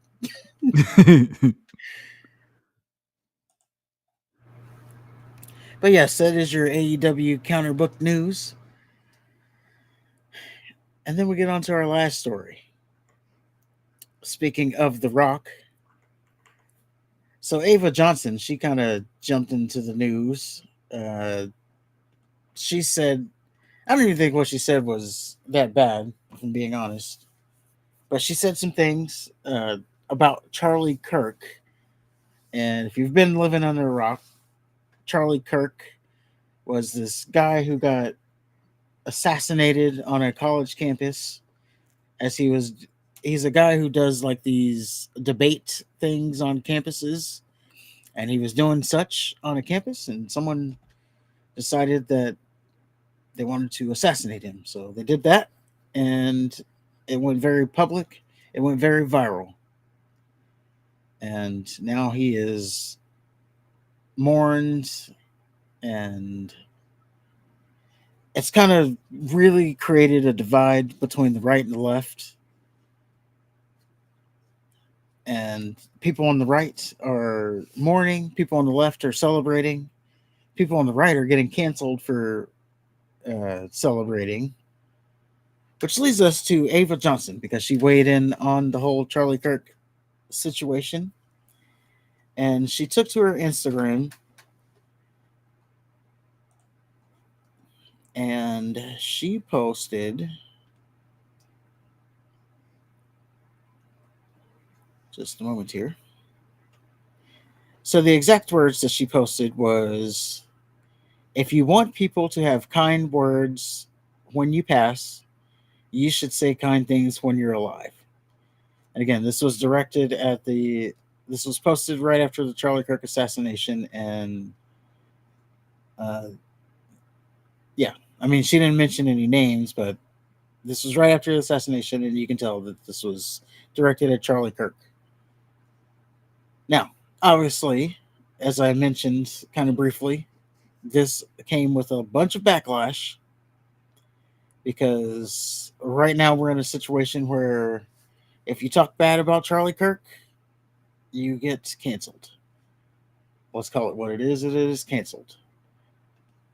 So she said what she said, and there was a lot of calls for her job, her to get I don't fired. think it's talking bad about Charlie Kirk. I think it's the celebration of his death, and then the blatant mischaracterization of his death that's getting people canceled. Well, she didn't celebrate it. Again, I don't even think what she said was that bad. Say kind words when you're alive, and people say kind words when you die. Like, is that bad? Well, she's implying that he didn't say kind words when he was alive. Was he not the guy that was debating people on campus? He was he was debating people on campus. Does that make him a bad guy? I wouldn't say it makes him a bad guy, but it makes him. I mean, you can see what she's saying here. Can you? Like, I don't know, if you spend your life debating people, you're obviously going to have people, maybe the people that you've debated, that don't celebrate or not celebrate, but aren't going to be heartbroken that you pass away. So people you've had a discussion with and you may have disagreed with get to celebrate your death? Celebrate's a little tough. I'm just saying, maybe they're not going to be upset. What universe would you have a civil discussion with, and then they die, and then you're like, I don't care. Well, he deserved it. He shouldn't have had civil discussions where he disagreed with people. And I'm not justifying this at all, but I've seen clips of him like debating people, and he does like really go against their beliefs. Yeah, he challenges. I mean, that's what a debate is. You have one set of ideas and you challenge the other set of ideas. Yeah. So I'm saying when you do that, you can't be surprised that people are not upset. I'm not again, I'm not saying celebrating. I'm just saying not upset that you're passed away. I think you can. I don't know. I don't think there's a. Yeah, I think you can be surprised that people are celebrating, even if you've disagreed or he's debated them. Now, I mean, if he lost his show or something, or I don't know, getting shot in the neck is kind of extreme to be not upset by, or just have no feelings for, or even celebrate. You keep throwing the word celebrate. Celebrate's a little tough. I don't know if you should celebrate anybody dying. I thought you said You know, celebrate. no, I said not celebrate, but just not be upset. Okay. Be indifferent. How about that? And But yeah, celebrating is a little much. the clips that I've seen of Charlie, he seemed pretty civil. He seemed pretty respectful. There's one where he's debating one guy and the guy's stumbling over himself and the crowd starts laughing at him and Charlie kind of stops and he's like, no, this is really hard. And he's like, let me try to say what you're trying to say. And so he kind Oh of, yeah, so he got the guy out there and embarrassed him. And that what guy, the fuck are you talking about? The guy came out and embarrassed himself. And you're gonna want that guy to be sad? Like, this motherfucker embarrassed me. So now you're going to join in on the people just characterizing what he does? No. I'm just He going based on sets what up a you just fucking said. he sets up a fucking public forum. The dude came out. He wanted to say some shit. He stumbled because, to be fair, it's hard talking in front of a whole bunch of people. It's hard articulating your ideas and shit for some people.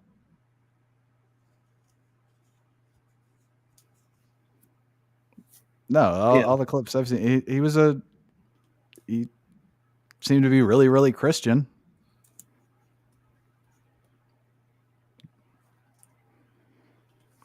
Yeah. I've never seen I mean, I haven't heard any like hateful shit that he said. There's been he's challenged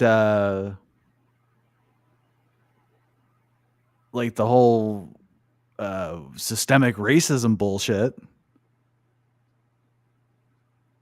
And I think he said some stuff about Israel. Maybe. Don't quote me on that. But as far as hateful shit, no.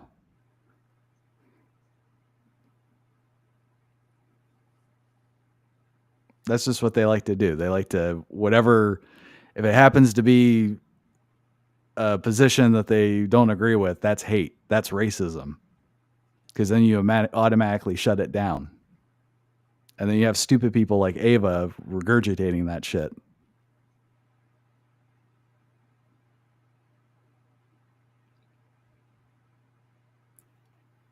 Bro, hold on. I'm not talking to you. I'm talking to who are you saying this guy's a moron? Danny, are you calling me a moron just for suggesting that people can be indifferent? See, now you're highlighting the problem here. And we're supposed to be at a place where you can have what they would say freedom of speech. We're supposed to be in a place of that. But we have people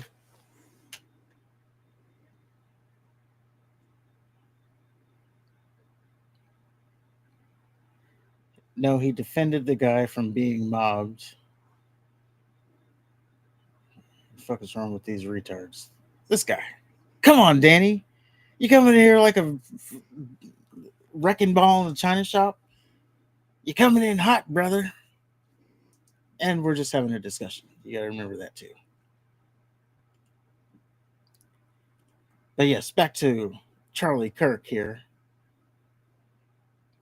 Well, really back to Ava Rain, because she said what she said. I guess we can be different. I don't think it was such a bad thing that she said. Like, it wasn't hate speech, or she didn't say, I'm glad he got shot in the neck. She didn't say, I'm glad he's dead. She just said, if you would have said nice things when you were alive, maybe now that you're dead, people would have said nice things. That's all she said. I don't know. Doesn't seem like too harsh of a thing to say. But again, she did get backlash for this. Because she was wrong. So much so that she had to double down, and she took to X, and she said she'll stay. So someone had quote tweeted her Instagram, and then she said, and I'll stand behind this. Be kind now more than ever. So we ended up getting a follow up to this, because again, it was getting hot in the kitchen. I'm sure she was getting death threats and all the likes, of course, as they usually. Yeah. By the way, she was getting death threats on this situation. And what's the situation we're talking about here? But anyway, it's okay though, because she had a doesn't. Opinion. She doesn't need death threats. Yeah. She needs to be mocked for being wrong, but she doesn't need death threats, and she doesn't need to be canceled.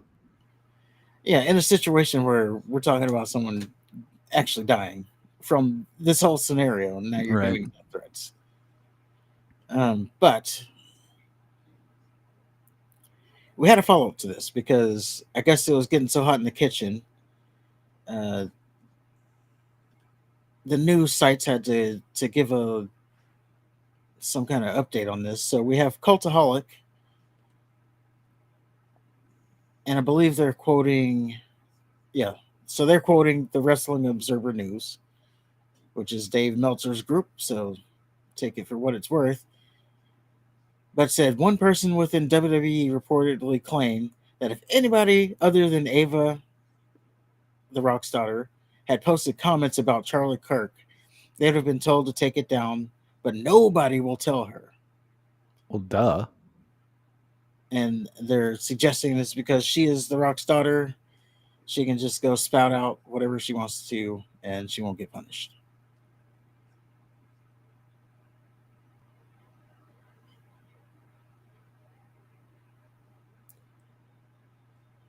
But again, I don't know. I don't think she said anything that was too crazy. Like, there's people who are actually celebrating the death. There's people who are actually like laughing and saying he deserved it because, he had excuse me.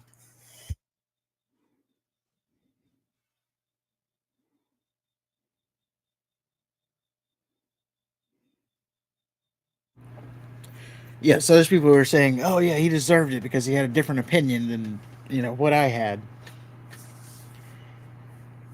And at the end of the day, he was a father. He was someone's son. He was someone's husband. He had 2 kids. So, him losing his life is definitely something that you don't want to celebrate. And you're supposed to be the good side on the right. Makes you sound like the crazy side.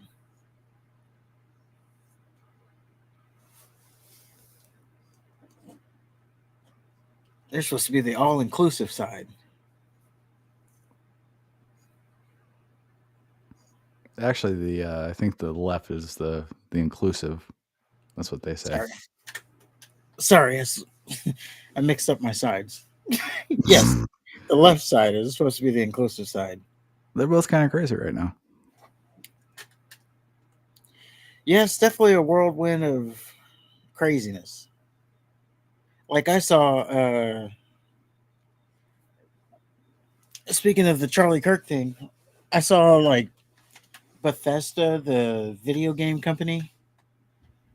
They said something, and they got shit for it on the right and on the left. Like they got it from both ends. I think it's because they said something and then they apologized for it or something like that. Oh, So they said something, but then the left was pissed off that it wasn't harsh enough.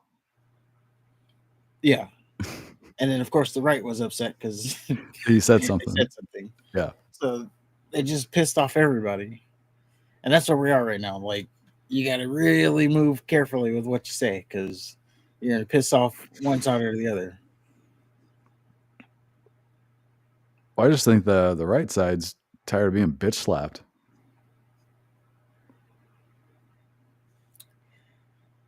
They are.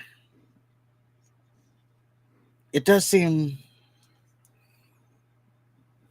a little hypocritical of the right, though, because the left. So the left was all about, and I'm just talking about like as far as the canceling, Mm-hmm. because the left, that was their thing, that was their weapon, is to get someone canceled, and now it seems like the right is trying to use that. Yeah. But Left changed the rules, so now the right's. I mean, you make up the rules as you go along. You can't be mad when somebody else uses those rules. yeah, so now I can't help but to think that maybe the whole time the right wasn't really mad about the cancel culture. They were just mad that they couldn't use it. I don't know. Like I do think mad it's. that it was working for that side. I think stuff like this is cunty. Like, do I? Is there? Do I agree with what she said? No, but I'm not going to feel some type of way about it where I want to see her lose her job or whatever, or see somebody throw a rock in her face. Yeah, and why are we like? You want to get her fired for saying something like as passive as it could be? Like it's not even. It's not like I said before. She didn't like go in on him. It's not like Bret Hart going in on Triple H.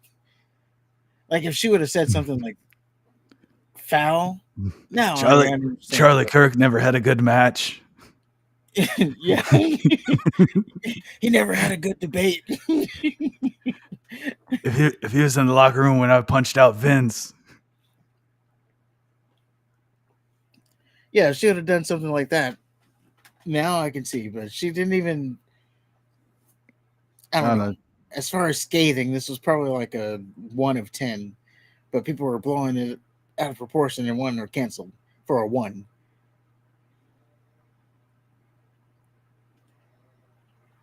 I mean, that's what happens. Enjoy. Drink it in. That's what you fucking caused. Yeah. But yeah, let us know what you think about it in the comments below. Danny's already let us know what he thinks about it. And thinks about us. Maybe you're right. We shouldn't even have gone down this road because this guy was like waiting to jump on us. Or I don't even know. I still don't know who he jumped on. Probably me. But Well, he said retards plural, so I would say that. and I think he's Pretty gone much now, so we covers it. can't clarify who he jumped on. Mm. Danny Madness and the Thunder King is a little punk ass bitch. How about that? Yeah, that'll show him. What, you want to go, bitch? Oh, also, just on the last note here, I was seeing with the Charlie Kirk thing, I was seeing a lot of people get like, I don't know. It was a witch hunt all over the place. People were, there were people seeking out reactions, and if the reaction wasn't what they liked, then they were getting people fired. I saw this one account post was like, "Oh, I've gotten like 20 people fired because of what they said about Charlie Kirk." It's like, and you feel good about yourself? That's hey. I'm telling you, that's the monster that they created. So it's turned on them now. They're using their weapon. Like you're supposed to be bigger than that weapon. It's supposed to be, Your whole but thing. Your whole thing was like the weapon that shouldn't be a weapon, and now you're using it. mm-hmm. It's the way it is. Seems kind of hypocritical. That's all I'm saying. It is, but fuck it. People are getting shot in the neck now. I mean, like at what point do you like? One side is making up the rules as they go along and not fighting fair, and they have all the resources and or they had all of the major things that controlled how we absorb information, and now it's slipping away from them. So Yeah, it's definitely we've definitely switched sides. and yeah, it's hypocritical, but fuck it.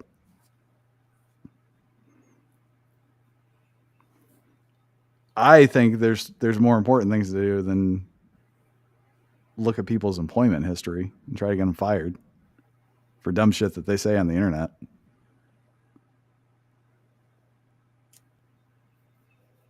Well, but apparently, I guess.